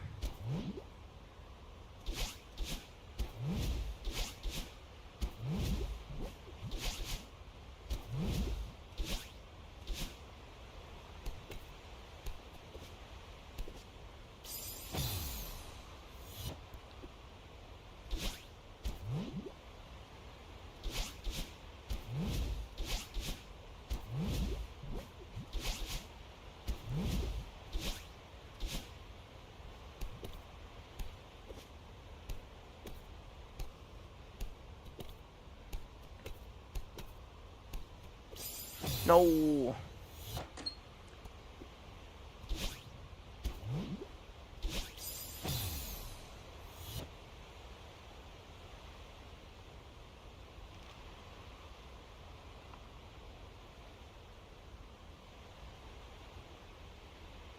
I think you're unaware of the relationship between the devs and the community. Yeah, just... no, I understand if the devs are, like familiar and friendly with the community. It's just, for me personally, mods are not the game. They're not the game. Stuff that the community makes is not the game. So, if the devs have a theming in the actual game, the community making modded content is going to branch off of that theming. But if the devs go back and add more content to the actual game, they should continue using their own theming.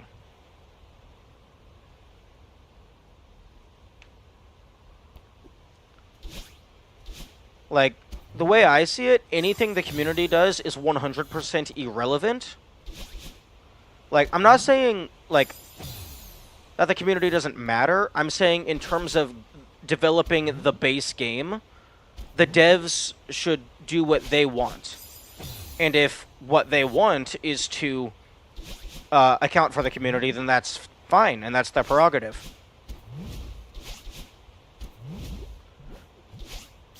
But, like, the community making something called a D-side, that is not the same thing as the devs making something called the D-side. Because the devs' D-side is official. It's something that actually exists. Anything the community makes is 100% fan content and is not relevant to the original product in any capacity. In terms of people who want to play Celeste.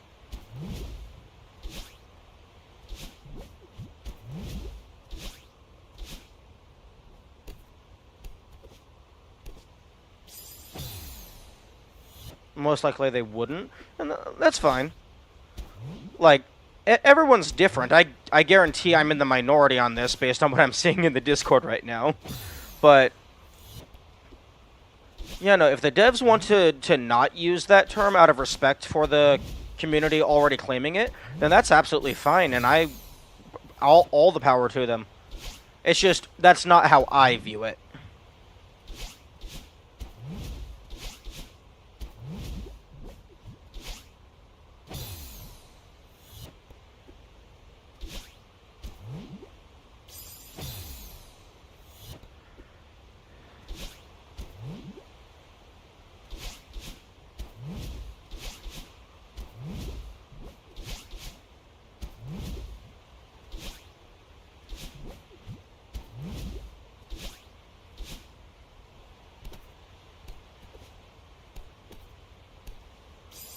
Fuck.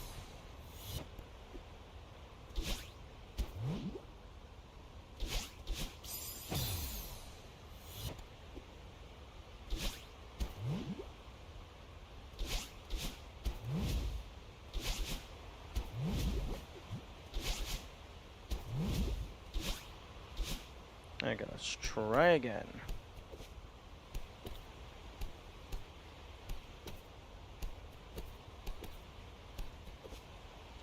There we go.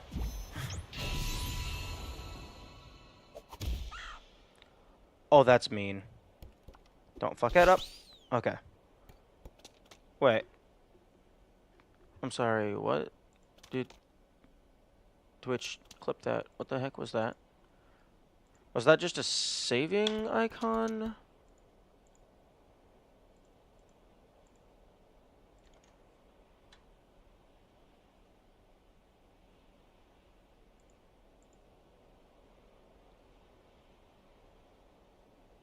Oh, okay. No, that was just the bird's icon.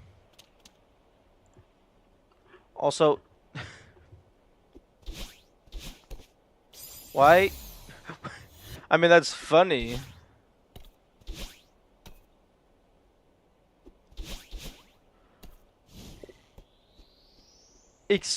Excuse... How much tech does this game have?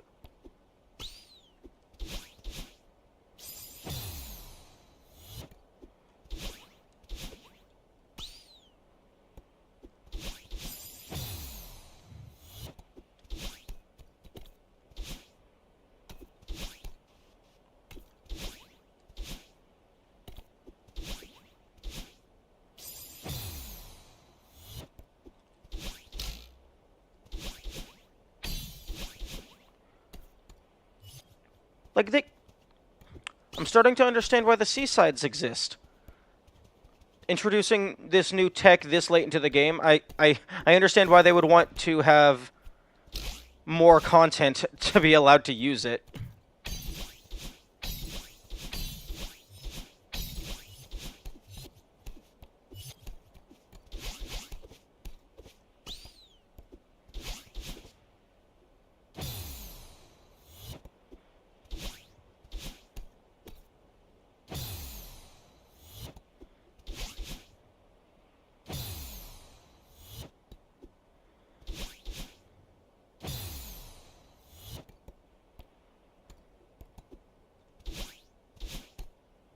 How far did you get in Farewell? I got until the giant pillar falls from the sky, preventing me from from playing there.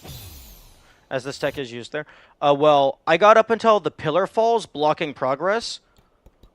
Because you need all the hearts, except for core B-side, and I was not required to use this tech.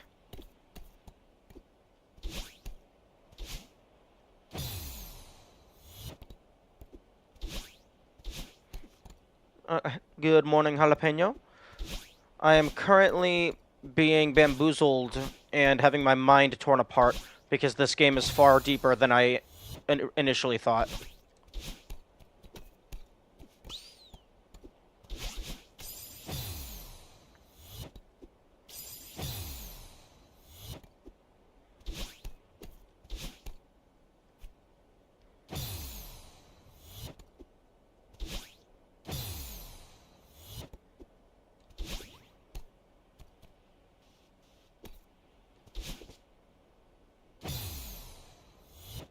This one was also... That was certainly a solution to that. Wait, what are you talking about?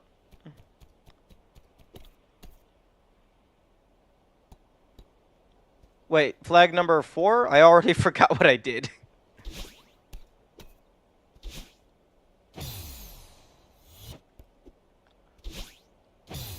I would have to actually go back and look at the screen to remember.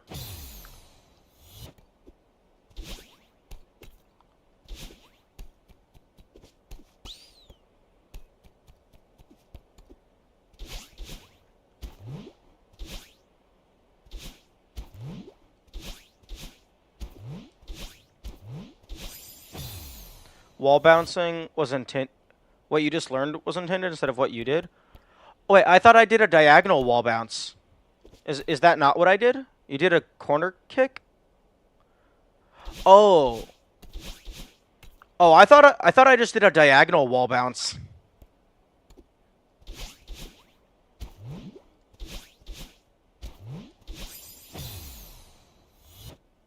You can't diagonally wall bounce? Oh, okay.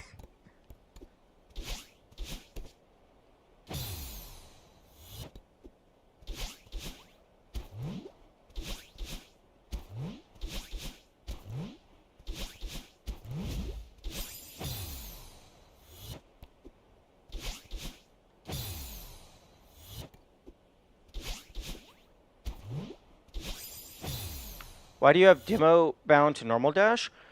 Because so far from what I have experienced, the only difference is the smaller hitbox, and the fish in the temple cannot demo dash. So it seems to just be a direct upgrade in the vast majority of scenarios. Because it's a dash with a smaller hitbox, so there's less chance of hitting spikes, but there's also a little bit less chance of hitting the dash recharge crystals and other collectibles.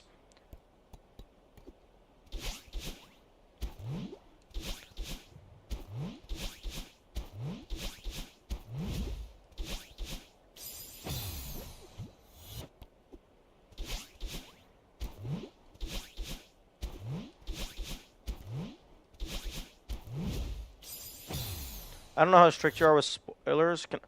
No. I I generally prefer. Would it? Would your corrections make me become aware of any other mechanics that I have not already learned?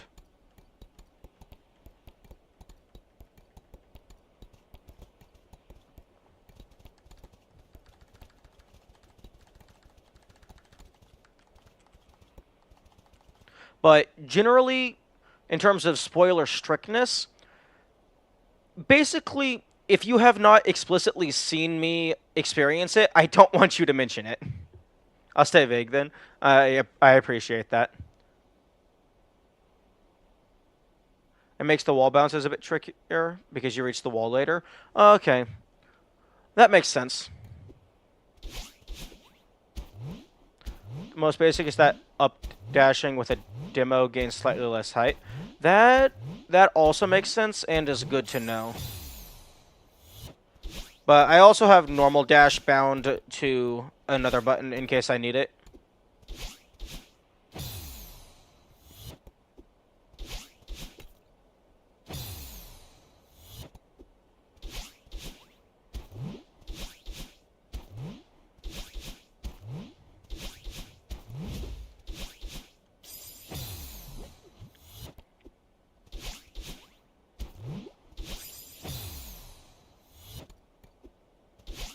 Yeah, when it comes to...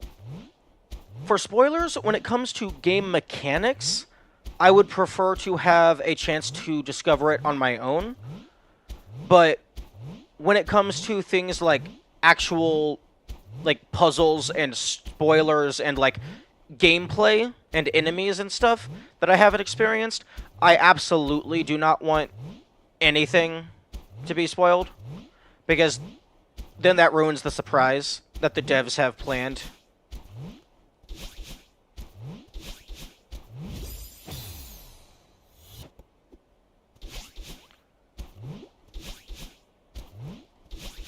Uh, I actually have a. I don't know if either of you have seen this.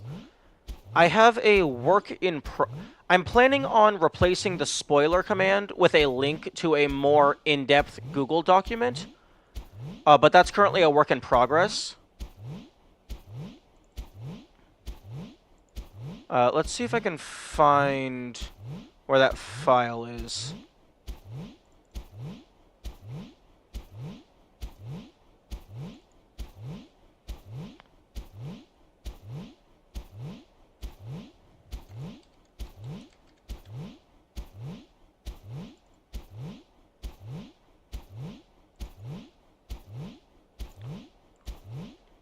Here you go.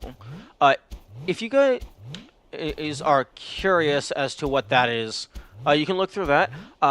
This is currently a work in progress. I would absolutely be I absolutely am looking for like feedback or like maybe things I hadn't considered, or even just people information. Because, like, there's some things about just people and personalities in general that I am just completely oblivious to that I would, like, I want to account for people. But that's not something I'm very good at doing on my own.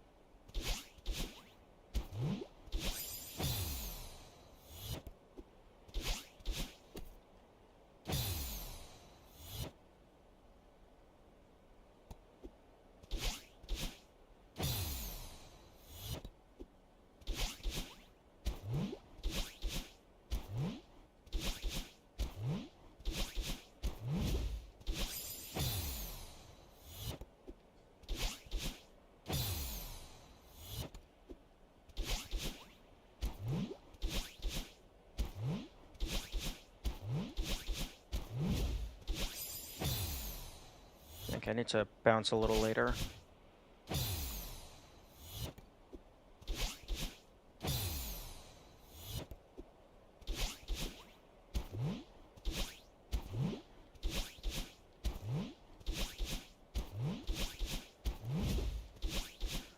There we go.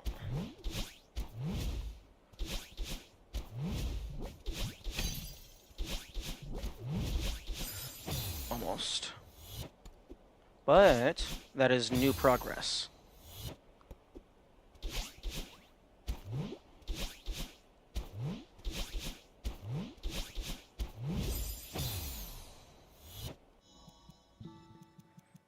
Okay, I think I'm calmed down enough. We can turn the music back on.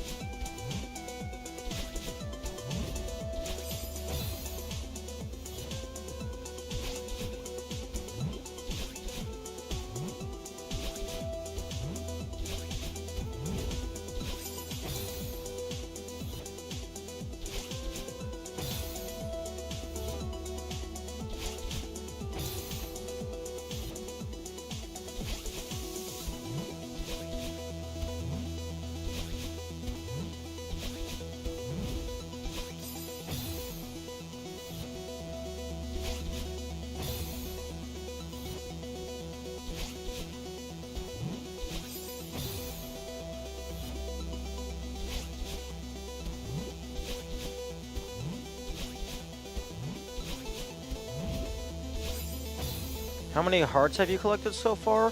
I have gotten all of the hearts. Well, I haven't unlocked Seaside at all, so just putting that out there.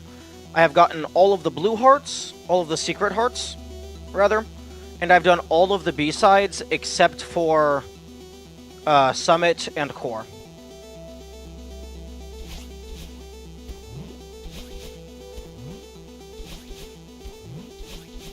I would just go show you my journal, but I would lose a lot of progress.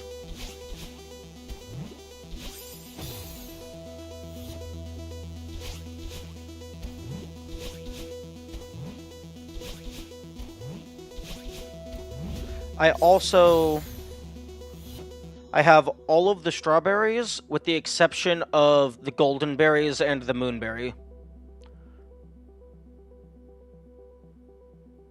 I like the Google Doc, but the short and sweet of the command is also nice. Oh no, I'm absolutely planning on, because I have come to learn that the average person, the average Twitch chatter, rather, or I guess just stream viewer, has the attention span of a gnat, and the more steps that you give to a progress, you are exponentially losing engagement. At least that's from what I've heard from other places. So I'm planning on having a TLDR in the command, and then a link.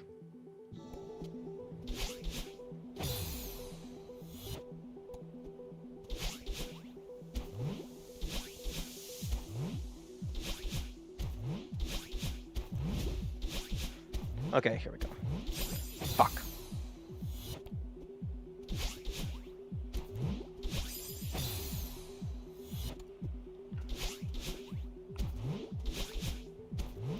Yeah, you said that the wall kick was because I used the demo dash. Is it impossible to do the corner jumps with a normal dash?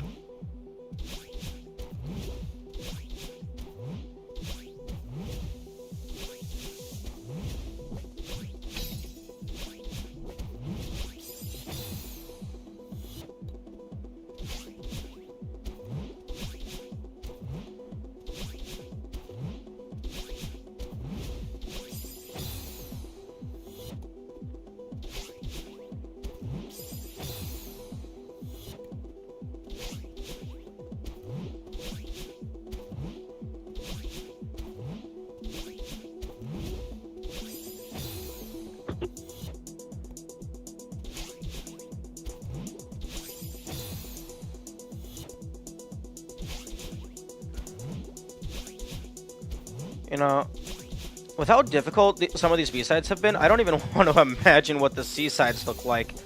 And then the golden berries, it's like, I wonder if those were added just as a reward for the players who are actually good enough to do that, or if they expect people to go for them. Because that seems like the kind of thing you only add as just like a little extra sprinkles for the hardcore gamers. Goldens aren't real, they can't hurt you. Because that feels like something that the casual player is not expected to ever get.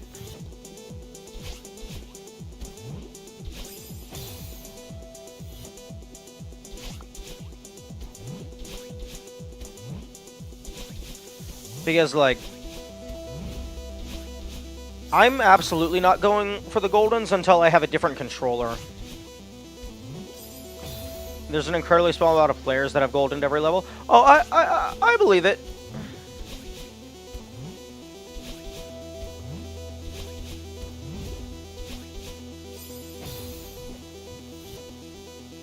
Yeah, I do not doubt that in the slightest.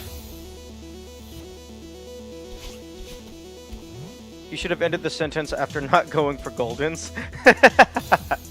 No, no, no. The objective is to do all of the things. The only question is, am I good enough to do all of the things? The answer is probably no. Yeah, whenever I play a game, I always try to do absolutely everything. It's just sometimes sometimes something is just too hard. Okay.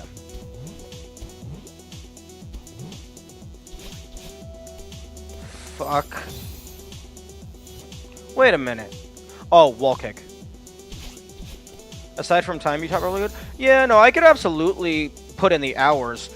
It's just, I don't know if it's the controller I'm using, because I'm using a PS5 controller, or if it's something I'm doing wrong that I'm just not recognizing, but just sometimes the game will just dash into the complete wrong direction. Like, I'm trying to hold completely right, like just to press forward, it'll dash up or down.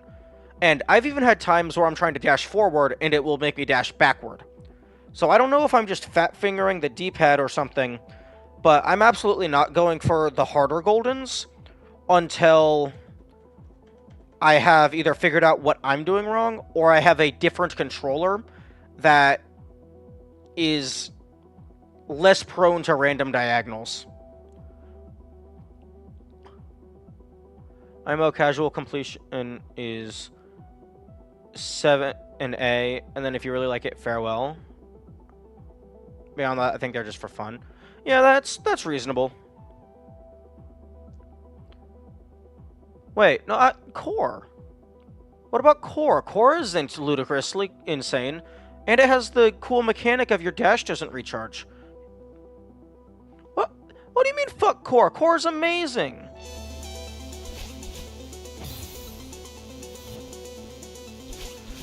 And it had some really cool ideas with where they hid the strawberries.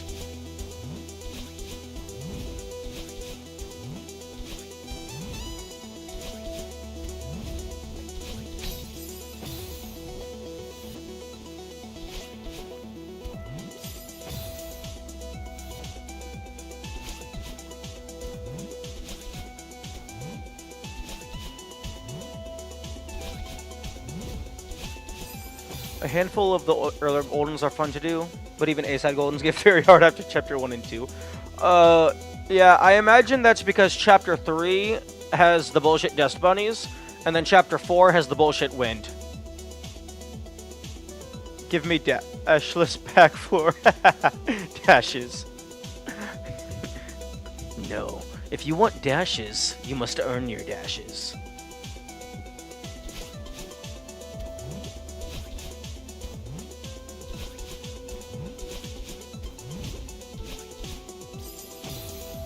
Speaking of dashes, how does 1A gold... No, I guess... No, wait, 1A golden is probably really easy. Where does 1-8 Dashless rank amongst the golden berries? It's also just the length of the chapters. Oh wait, I feel about Celeste is sort of the freedom in solving it. The combination of sit on cycles plus dash removals remove that fun for me. Fair. Yeah, cycles can be annoying.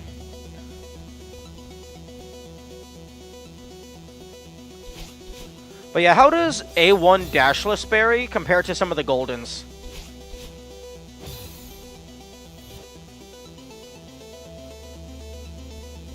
You can die during Dashless? Yeah, but it's also, like, really precise. For 75 Berry, it's required tech that isn't taught in the game. Yeah, like, I think it's like, some of them is like pixel jumps, standing next to the spikes. And then, like, precise wall jumps. Although,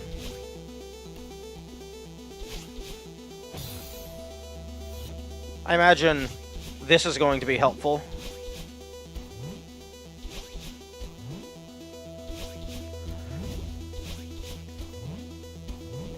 Wait, is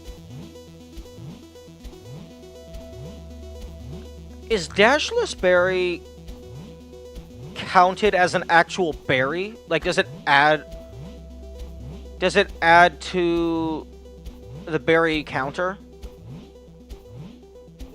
Because I was informed that there's 200 berries pre-DLC.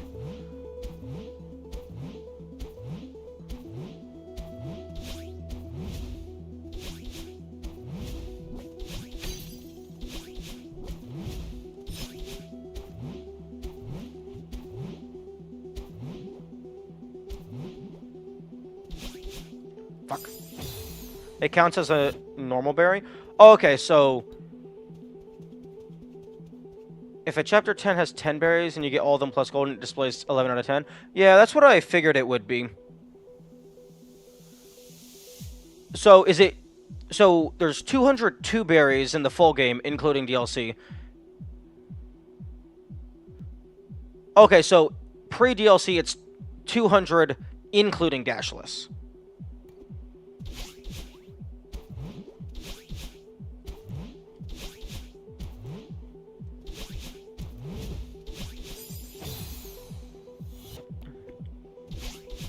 Correct? Okay.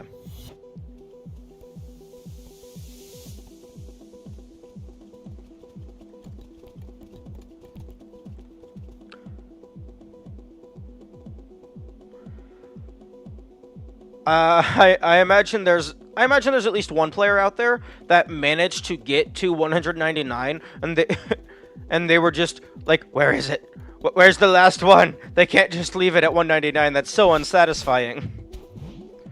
Because if the game doesn't tell you about Dashless, there's like almost no reason to think to go for it.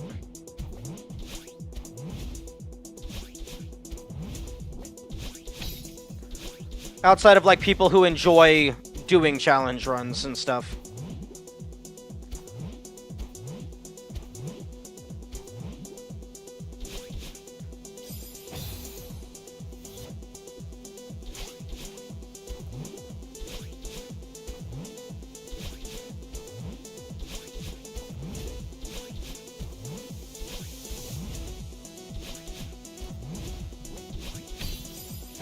I imagine if they did 7B Golden, they would have interacted with the community enough to find out about Dashless.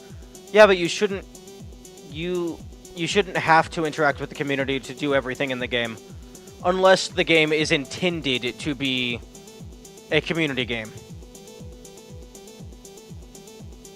Like, I know that there's some puzzle games that are intended to be community solved, and it's just unrealistic for a single person to find all of the answers.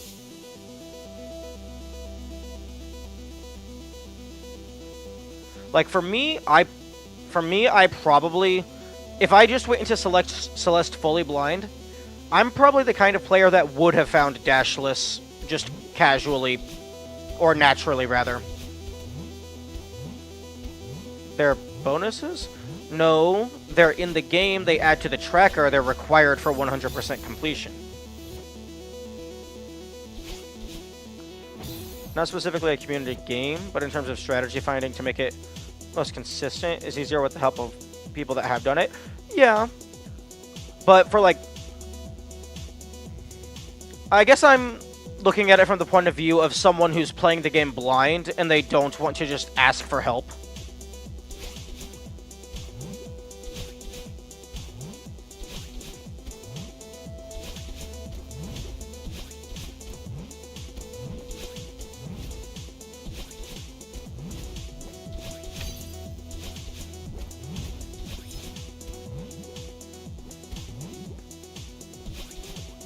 Okay. If you're at the point of 7B Golden, there's nothing blind about the game anymore. Are you sure about that? Because you said that A1 Dashless doesn't use any tech in the base in the vanilla game.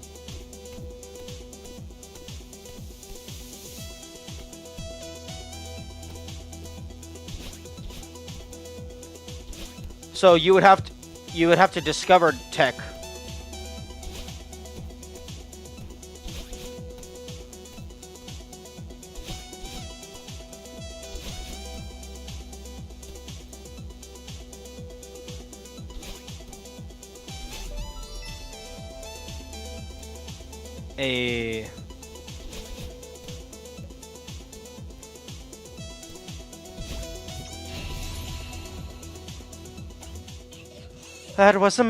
That was amazing. I can't believe we did that. Nothing can stop us. You're scaring me right now.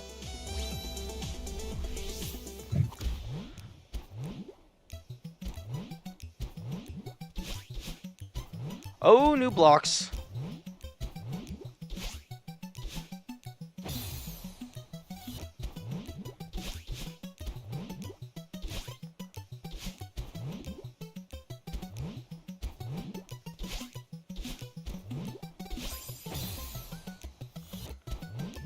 They're finally adding new B-side blocks.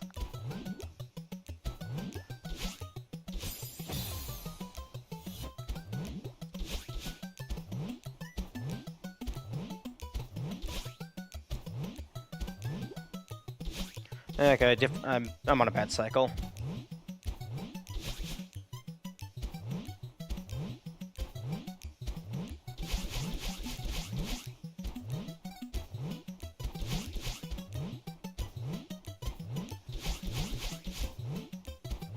Okay, here we go.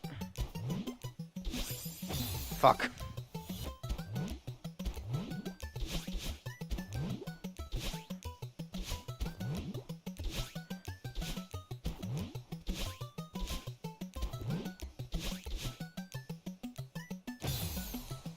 Okay, I gotta go. Okay, have a good day. He'll get this into time. Well, I mean, I'm at the very end. It's not gonna take that much longer. 5 hours later.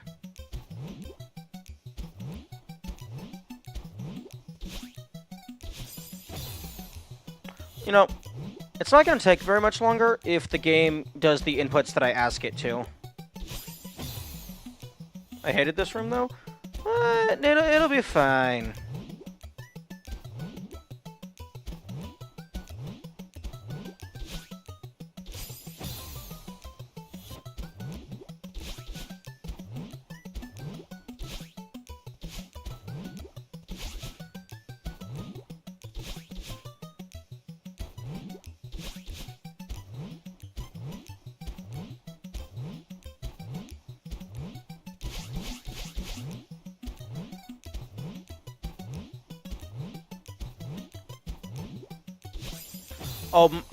Oh, that's gonna be rough.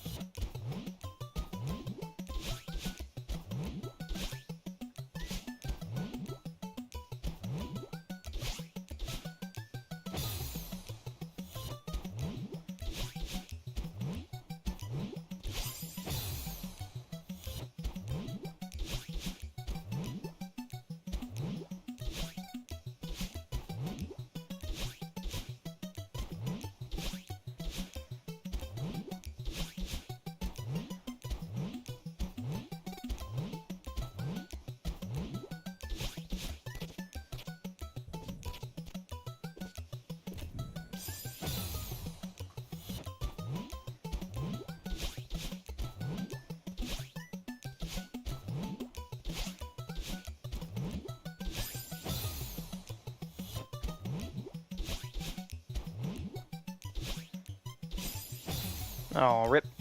Rip my goal of getting 7B done before 24-hour mark.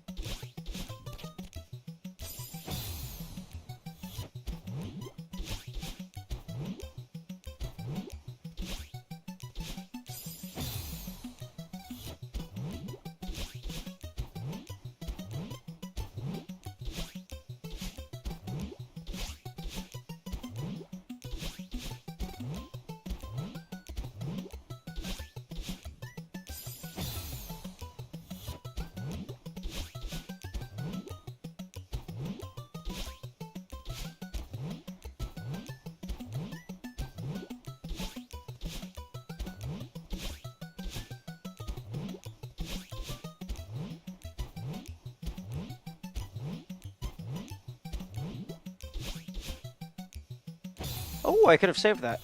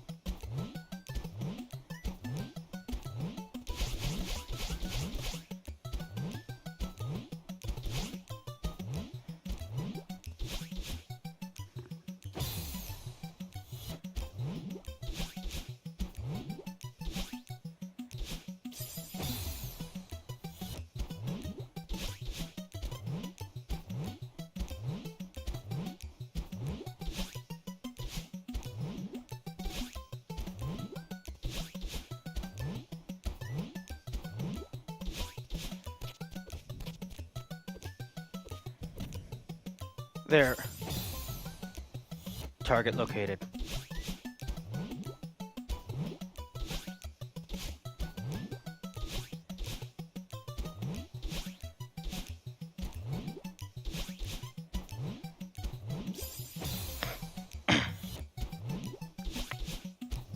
I'm back, my train has been cancelled.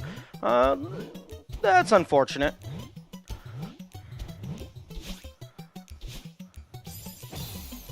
Hopefully you can get that rescheduled.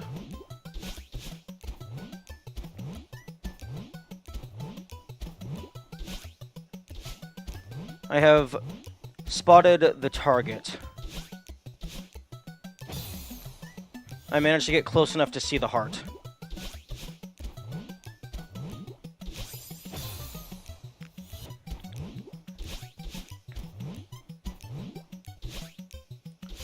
Although one thing I do appreciate is they didn't put spikes on the top of the final blocks. I can travel for free as I'm a student, it just takes a bit longer. Okay. I appreciate they did not put spikes on the top of the top blocks so that you can actually potentially save yourself. Because they could have probably gotten away with having it be full spikes. And then just put a dash crystal in place.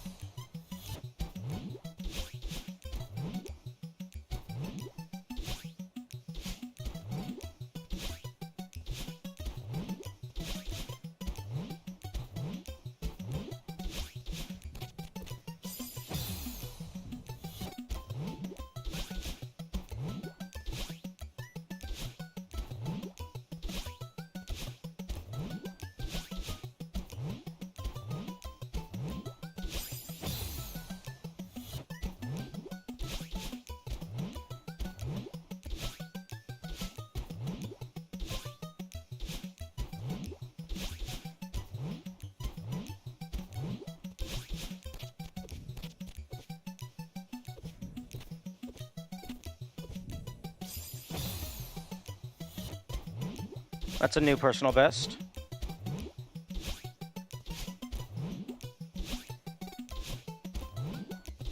I'm getting through the first segment pretty consistently now.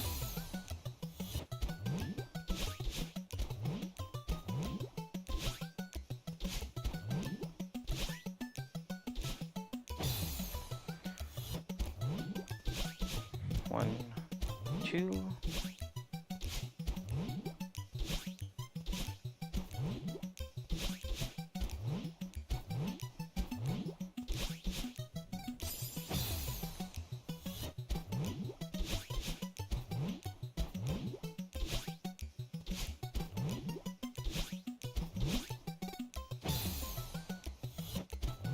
It feels like they're on slightly different timings every time. Like that the cycles don't get reset.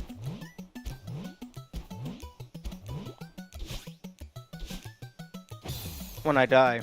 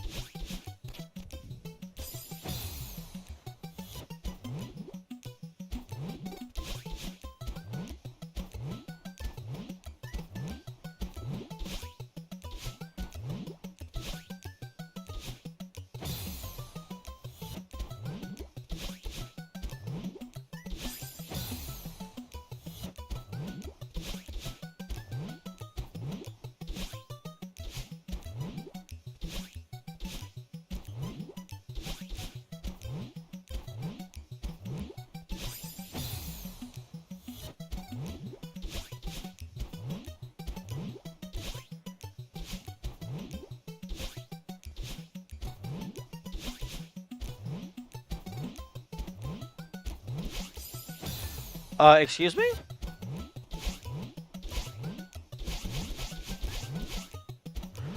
Interesting.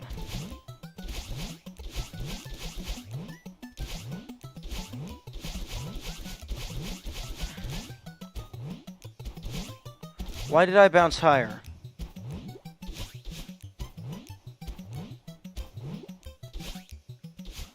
The dash somehow made me bounce higher.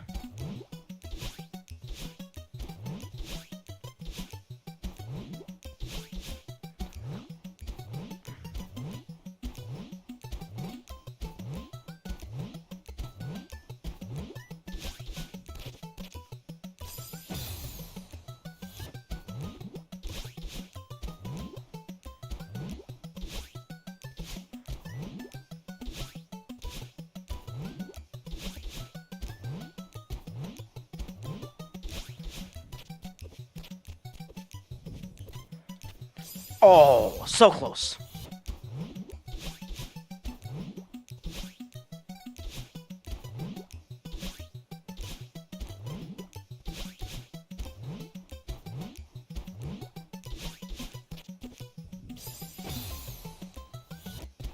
But that's a new record. Every personal best is closer to victory.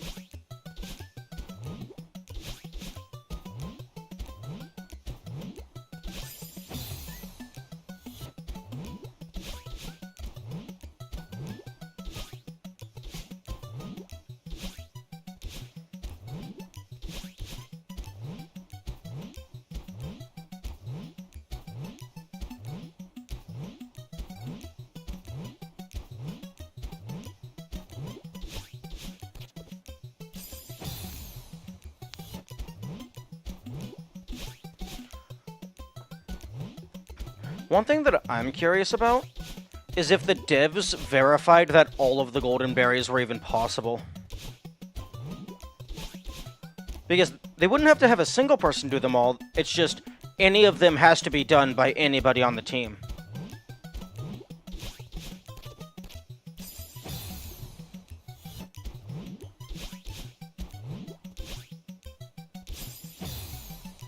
How could they not be possible? Well, I mean, obviously, if you if you enter a room in the same state that you respawn in from a death, then obviously it's possible, but having, I guess, having a 2-hour-long marathon that has a checkpoint every 5 seconds, obviously that's impossible. Obviously that's possible without dying, but if every single checkpoint is ludicrously hard, even though they can all be done without dying, that doesn't mean that the entire thing can be done without dying. It's not that dying is required, it's that it might not be humanly feasible to do the entire thing in one go.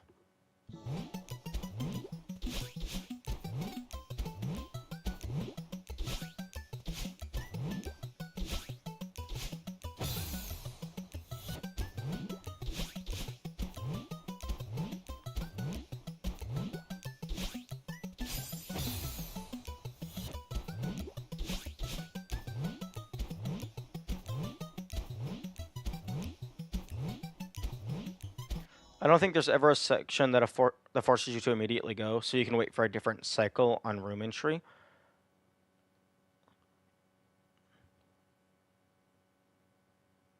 And by section, do you mean when you go to a new room?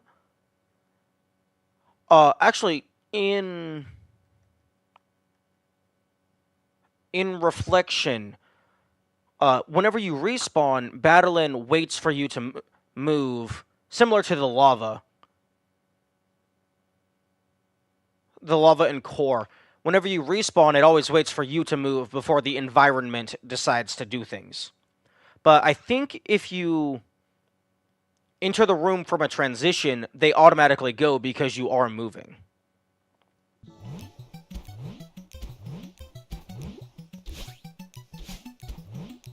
But I'm not necessarily saying that there might be a level state that is impossible to beat. I'm just saying it might be humanly infeasible for any given player to do it all in one sitting. Or, like, one full attempt. Like, it might be required to take breaks or whatever.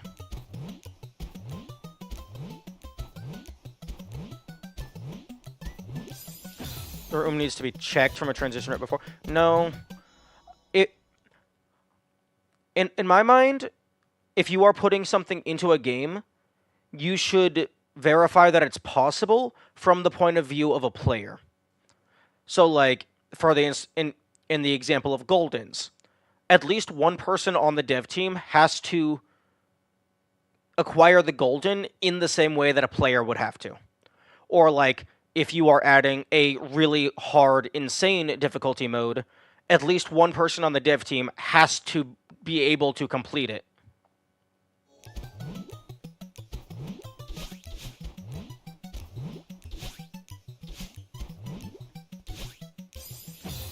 It would be the respectable way to do it.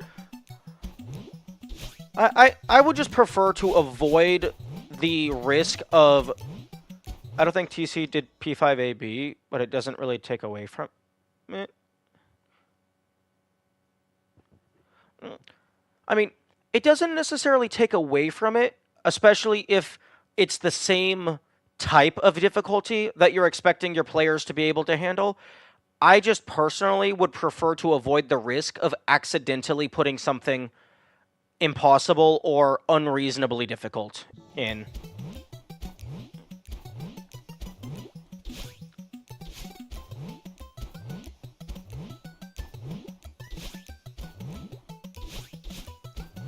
And also, TC put Radiant P5 in, and then didn't bother to make it outshine P5AB, which is kind of wild.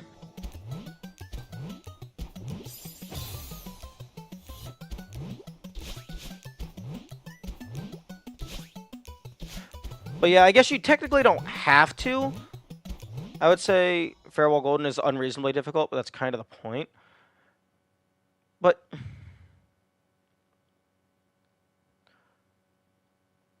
I don't know.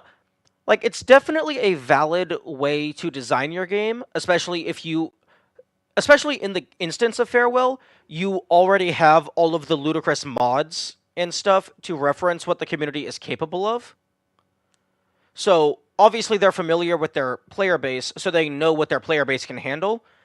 It's just for me personally, I wouldn't ask someone to do something that I can't do. Celeste is like, seriously, Bread? Seriously? Man, I thought this was a movie. I thought this was an interactive movie. Well, I guess the past 24 hours of my life have been wasted.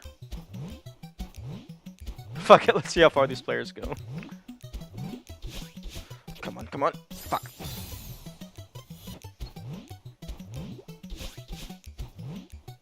But yeah, I guess it's just like, if you're familiar with your player base and you know what they're capable of, I guess it's reasonable to put something in that you can't beat because you know that they will beat it. It's just for me personally, I wouldn't want to do something like that. Like, I would want confirmation that it can be done. And I can understand where you're coming from. And alternatively, you wouldn't even have to have someone on the dev team verify it's possible. You could bring in some community members to playtest it. Oh, but that's what playtesters are for. Yeah, fair enough. But yeah, you could bring some of the community members to playtest and verify that it's possible.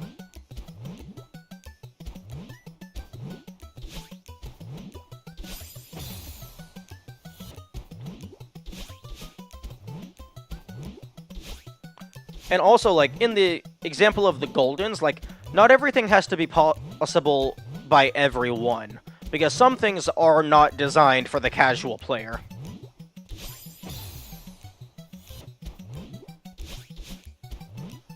Like, I would argue the casual player might have, like, a really tough time beating the any percent of this game. Because this is not intended to be an easy experience.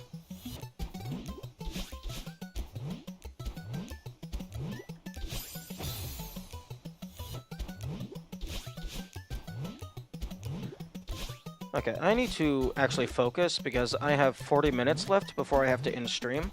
And I would like to actually beat the level.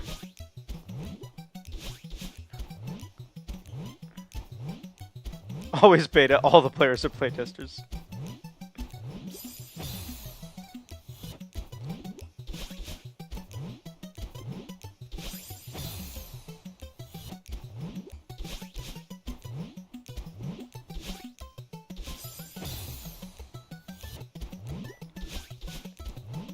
Also, the devs kind of did the, like, went an entire step ahead. Instead of, like, they designed something and didn't verify it was possible, the players found something that wasn't designed, and they put it in the game. Wait, or did the devs find Dashless 1A? Come on. There we go. The devs did? Okay. No more running. Thank you. Thank you very much. Okay. I believe, with the exception of, like, full clears and, like, speedrun times, I believe that's the last thing that I have access to. 820.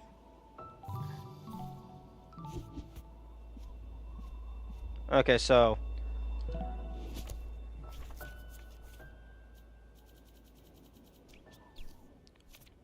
Okay, so with the exception of, like, full clears and, like, doing things in one go, that was the last thing that I had access to. Now... Core. Although I'm not finishing it, I don't have enough time.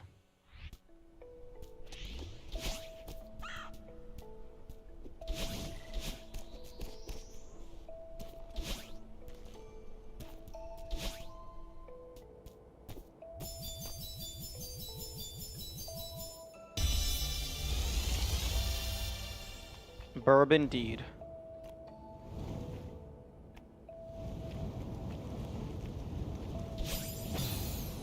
Well, it's impossible.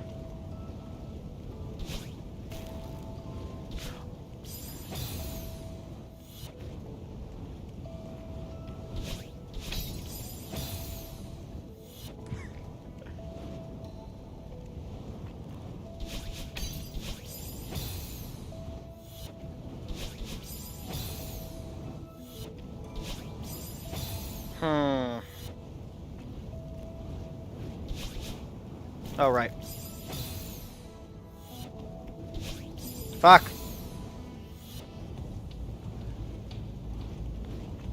Okay, can the spicy meatballs kindly go fuck themselves?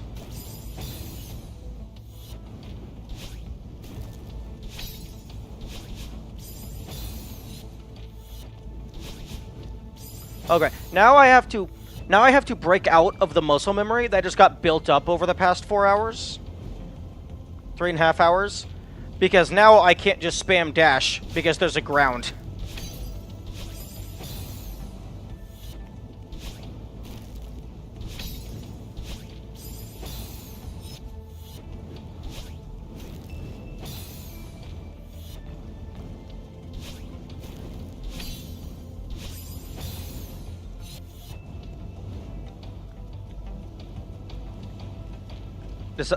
They decided to do...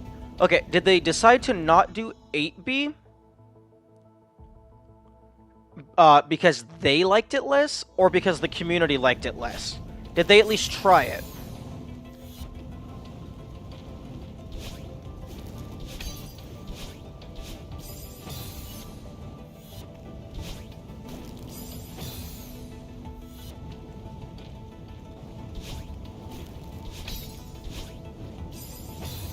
Oh, 7B and 8B golden. Oh, okay. They did play the level? Okay.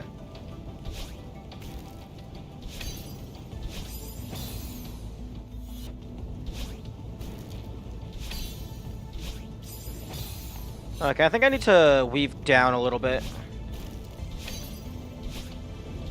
Like that.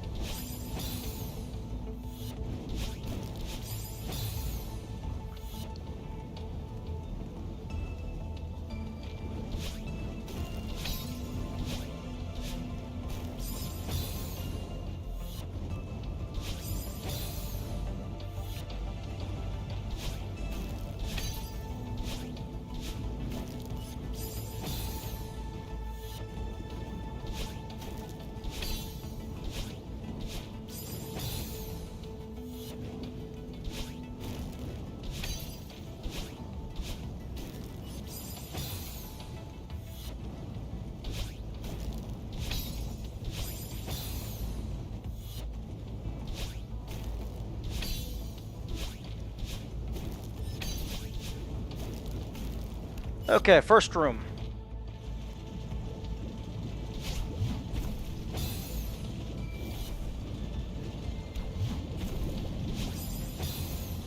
Oh, that's not a background object. That's a lava.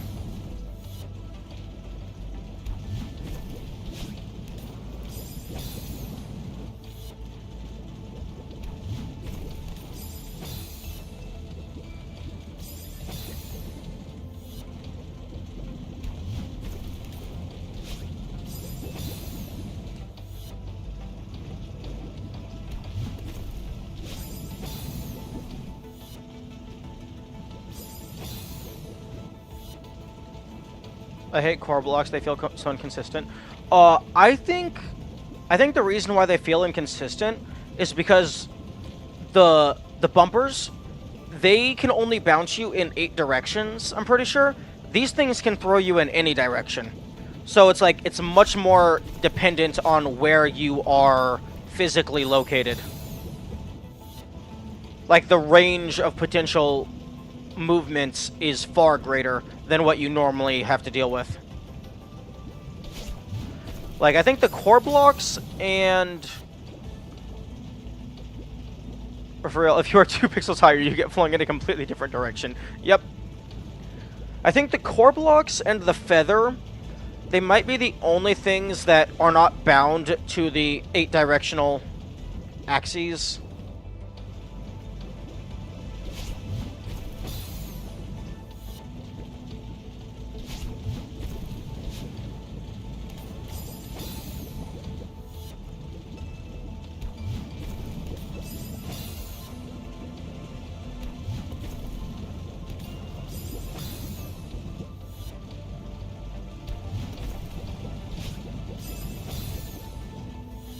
As well as more precise, as well as jump timing. Yeah. And also the direction that you're holding when you jump also might have to do with it. Core blocks are a lot like the fish from Farewell. Yeah, the fish and the bumpers both. I don't know if it's like a... Because most of the time they bounce you a set distance, and then sometimes they give you a super bounce, and I don't know what causes the super bounce. So that feels a little inconsistent to me. But the fish aren't that bad. The core blocks are much worse than the fish, in my opinion.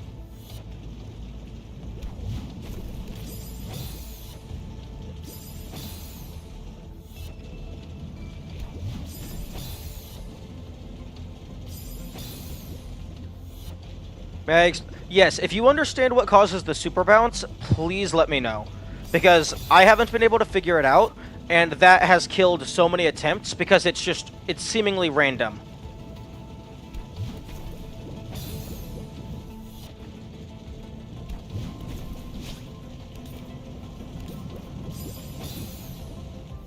New record?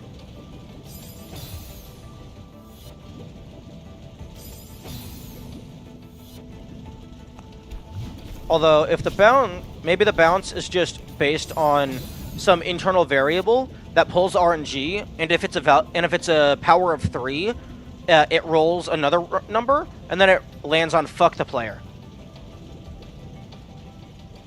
If you move into a bumper and hold the opposite direction, and as you hit it, no, I know.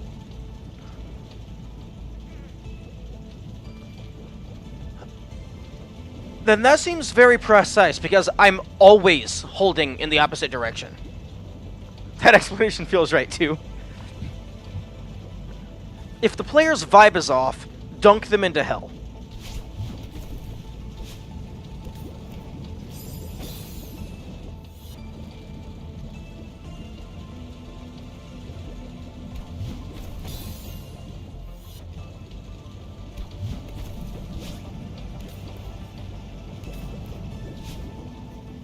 Oh.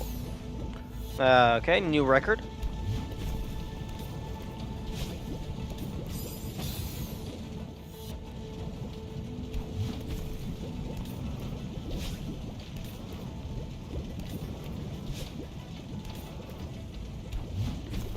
There we go.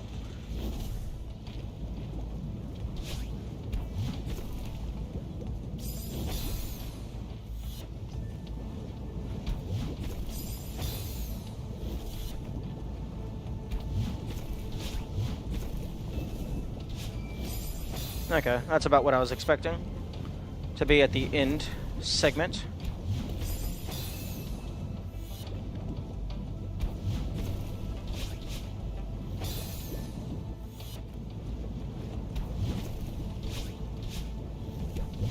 And then also, if you grab too low, it doesn't matter how fast you climb, because the thing is already throwing itself to the bottom of the world.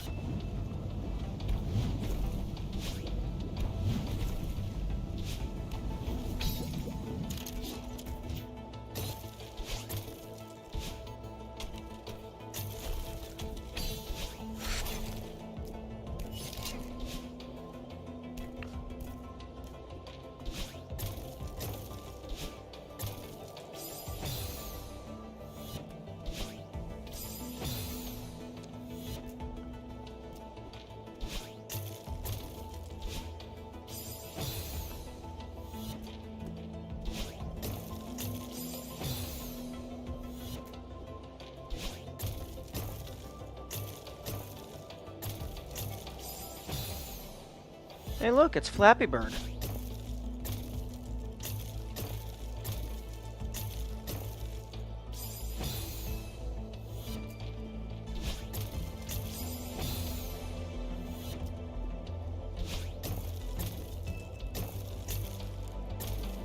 Fuck, fuck, fuck.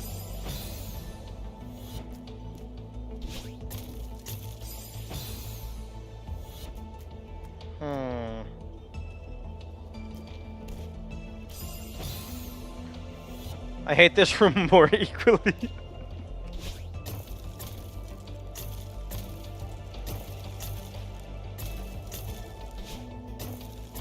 What do you mean? This room is fine.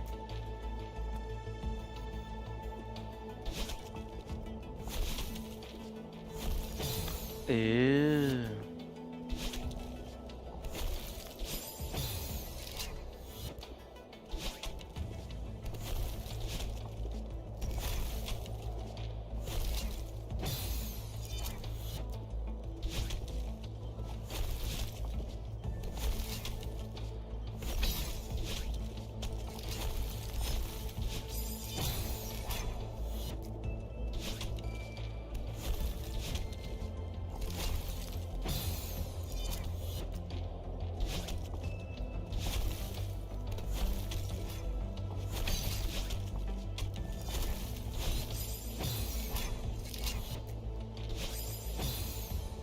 There's one very specific room I have in mind that I haven't thought about in a year. But if I say it now, I'll immediately know the trauma related to it.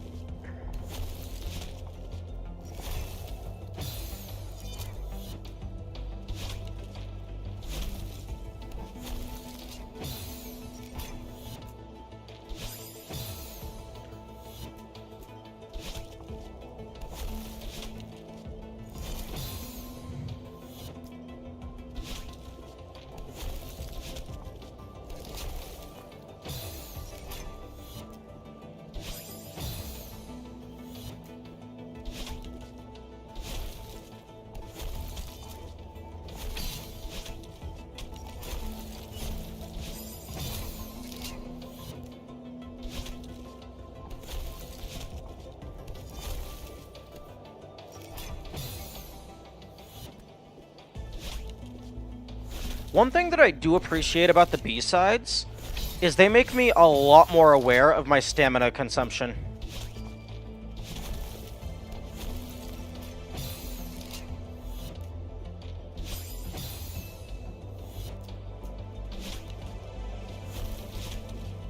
Because, like, sometimes it feels like my stamina is gone immediately.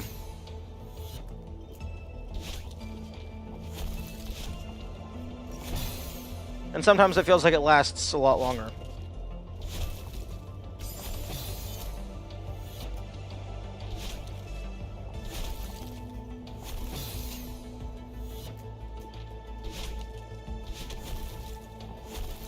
Like that. Like, I felt like I was jumping pretty good there. And I didn't even make it to that third block.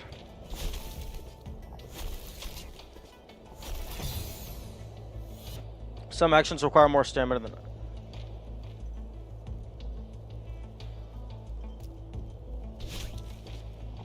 Aren't the loading screen cards, I would have preferred an actual stamina meter. You know, that would be very helpful.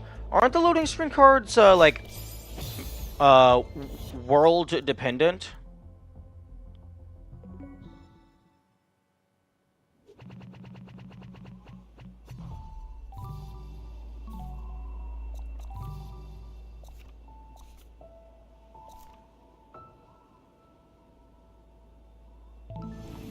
Wait, seriously?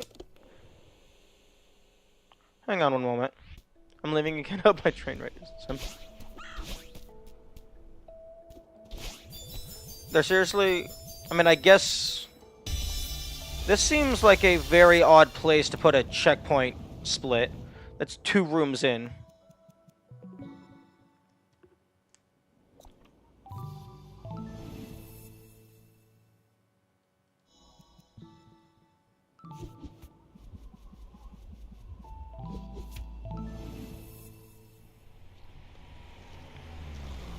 Do the,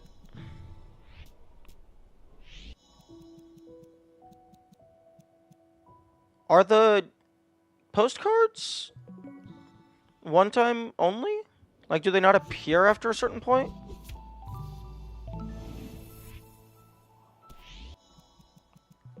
Because I thought they appeared when you entered a stage.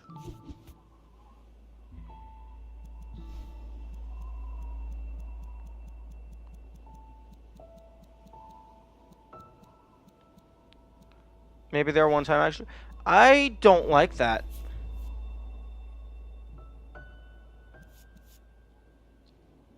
That would make sense. No, it wouldn't. It takes a single X press and a half second to skip past it. Just make it always appear, in case people want to go back and read them. Because now, if I wanted to read them, I would have two options. Well, three. One, make a new save file, play through the game again, and screenshot them as I go through. Or two, ask the community / look at the wiki and risk numerous spoilers.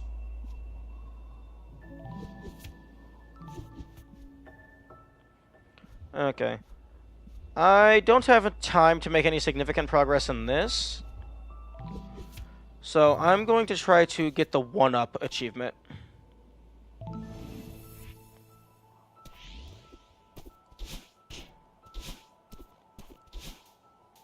That would make...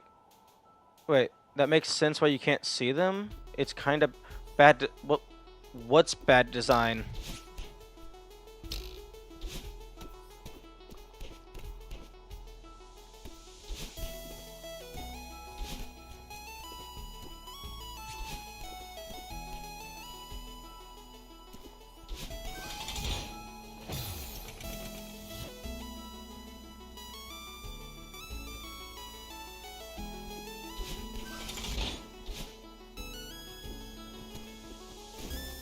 The loading screens... Why are the loading screen cards bad design? What? I think they're fine.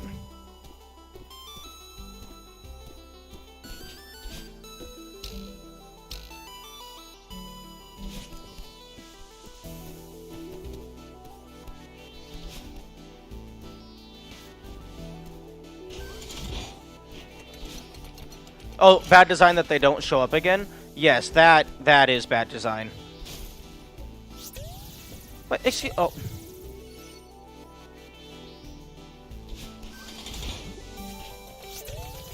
Okay. Okay, is there a known spot where people typically get this achievement, where it's just, like, a lot easier?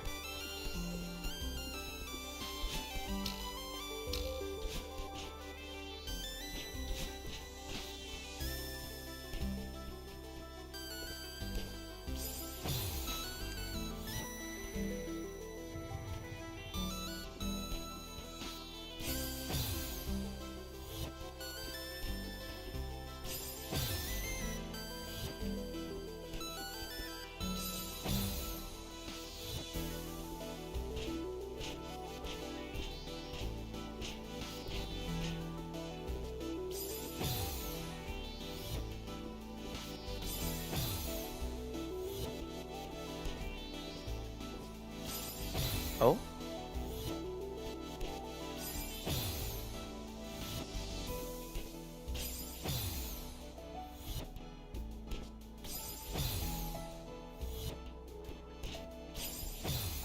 Don't know about a specific spot, but there are a lot of berries in 1A, so you can skip ones with super tight quarters. True.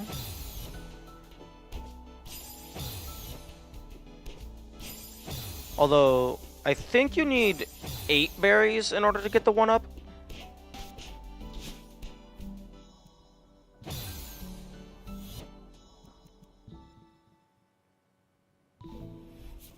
I will never understand why games have a quit to main menu or close game button in the middle of a level.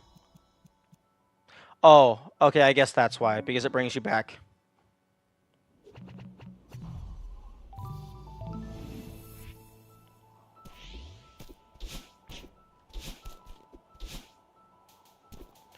Actually, since this is the first level, there's probably enough just on the main path to get it.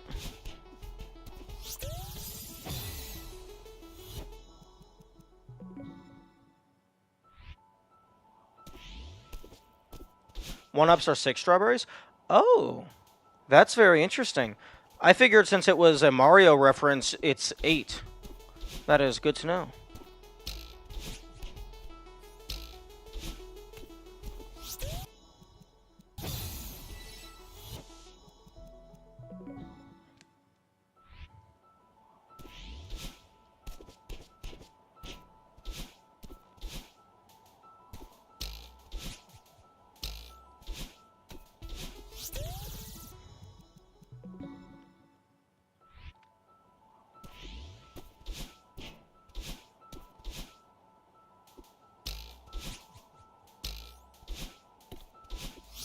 What the? Does it count as being grounded if you dash along the ground? That would make sense.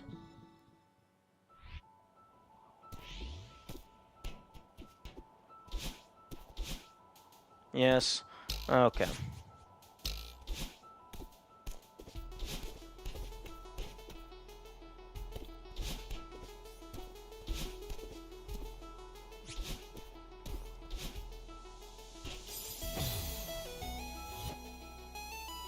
Jarlick would know.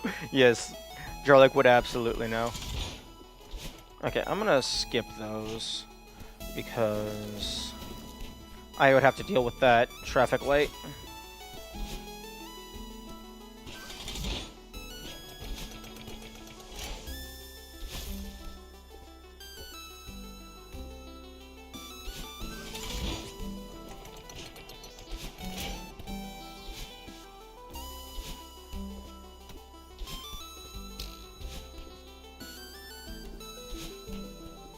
Fuck.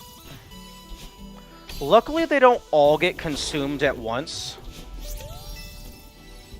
So you can get fucked in the ass over and over and over.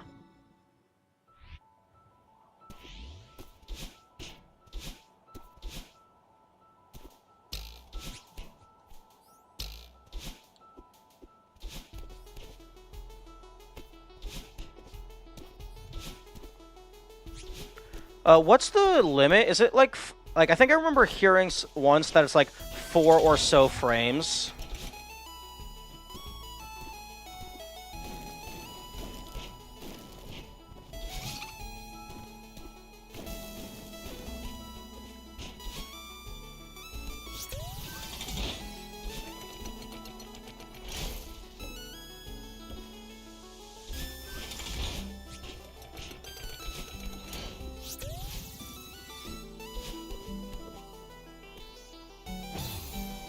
Seven frames of being grounded? Okay. So basically, it's slightly longer than 1/10 of a second.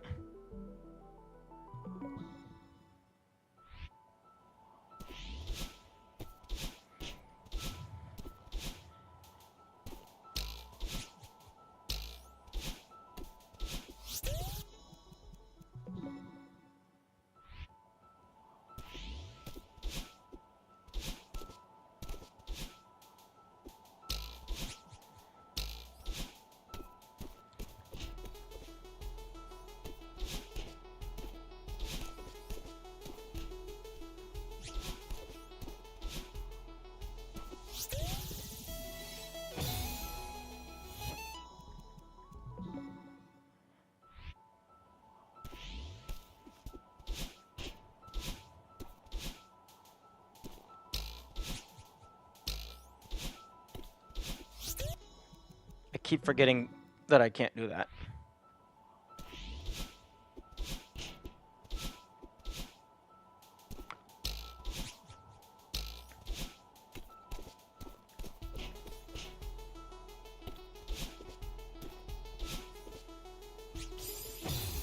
Oh. Okay. I'm gonna do some routing first. Some scouting, rather. Okay, so these two are a little annoying because of this room in particular. But that's not... Okay, so you land on here. Okay, so you jump up here, dash, jump, jump. Okay.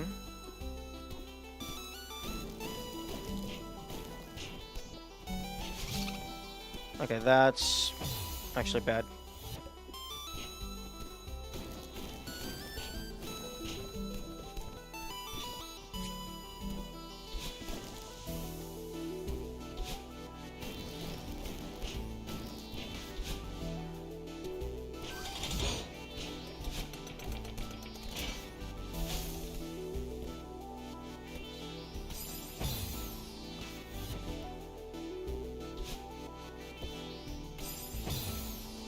Okay, maybe not this room. I already have 3 at this point.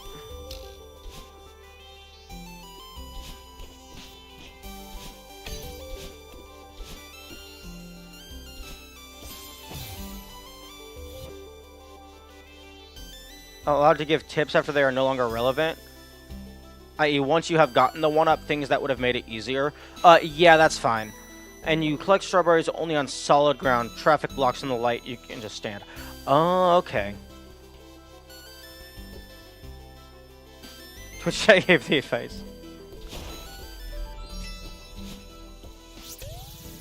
Okay, well...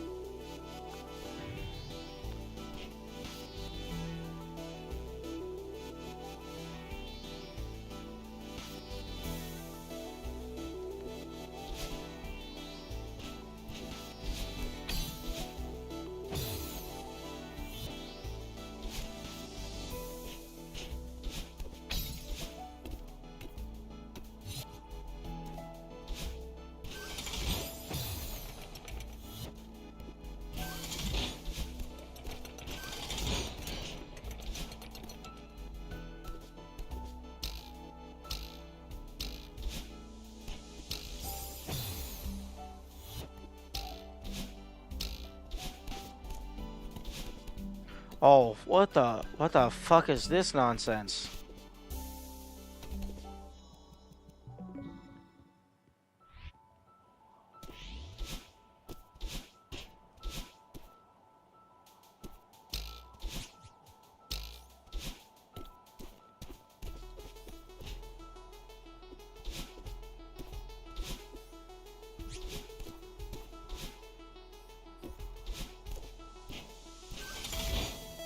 Okay, that's very good to know. Oh right, I forgot. It's bullshit. Conservation of momentum still applies, even if it's been 5 years since the thing stopped moving.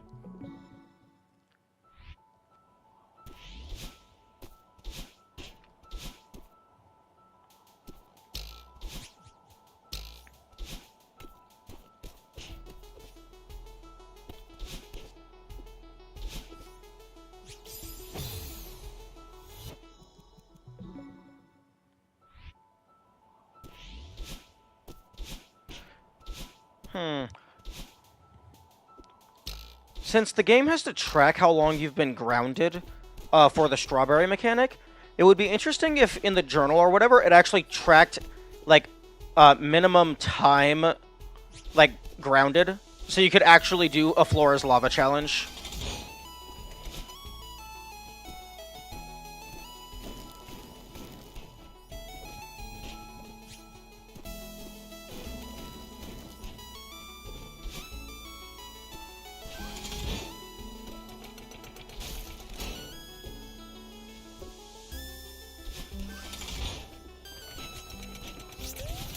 Excuse me?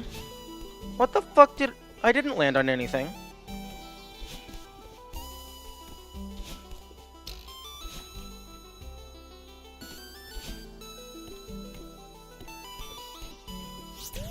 Oh. Okay, so you can't... It's the climbing up thing.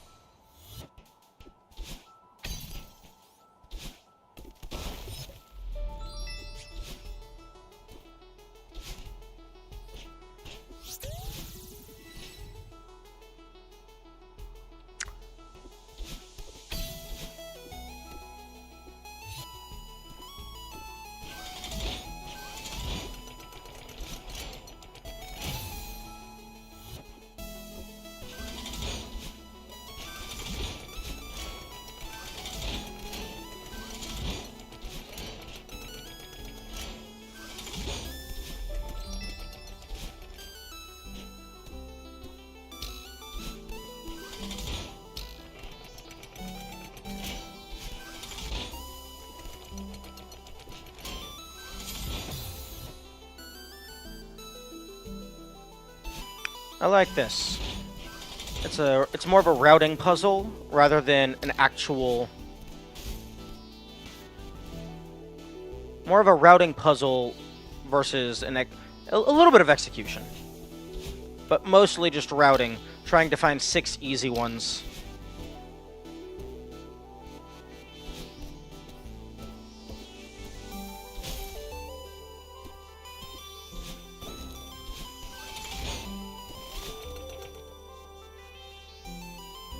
Okay, well, definitely not with this tunnel.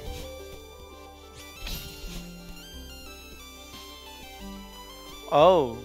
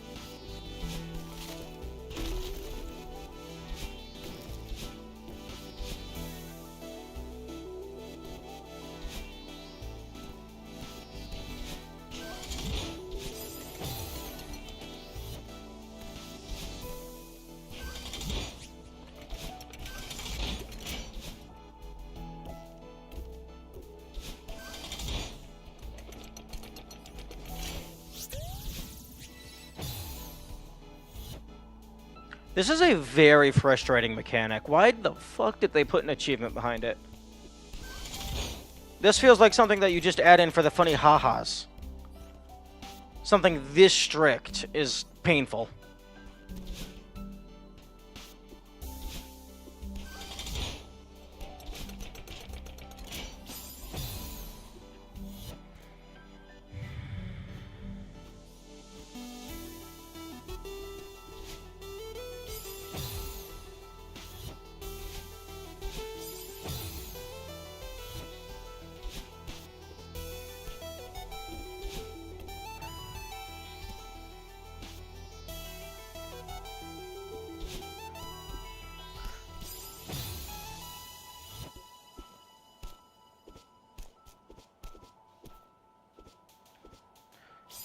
That's the part that I have no clue how you're supposed to do dashless. Unless it's just like really precise wall jumps.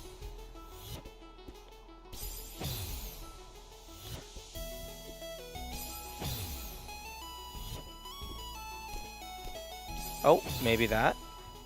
Just spend less time on the walls.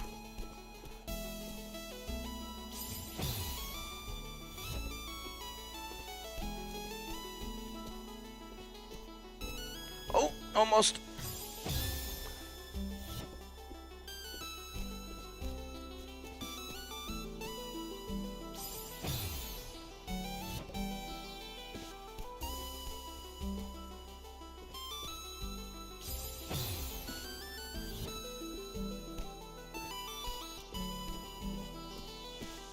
Okay, there we go. Oh. I think that one is actually... I'm not sure if you can get a wall grab there. That one might actually just be a pixel stand.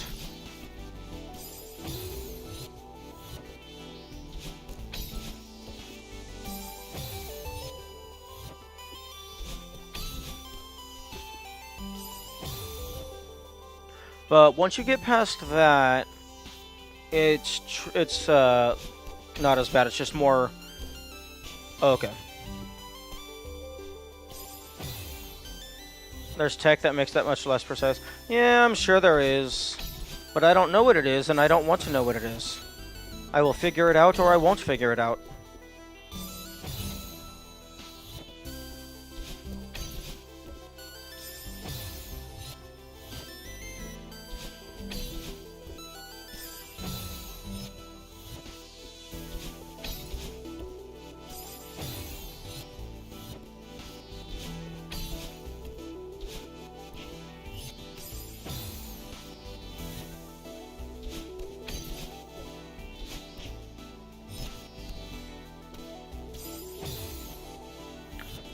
Okay, I think this room I already verified earlier. Okay, but it's just about 5:20, so I am going to have to end there. Progress! Progress was made. I got the thing. I got the shiny. Okay, thank you people for being here. Have good days, and I will see you tomorrow. Thank you for stream. No worries. There will be more stream tomorrow. And the entirety of that stream is probably going to be Core B. Bye-bye.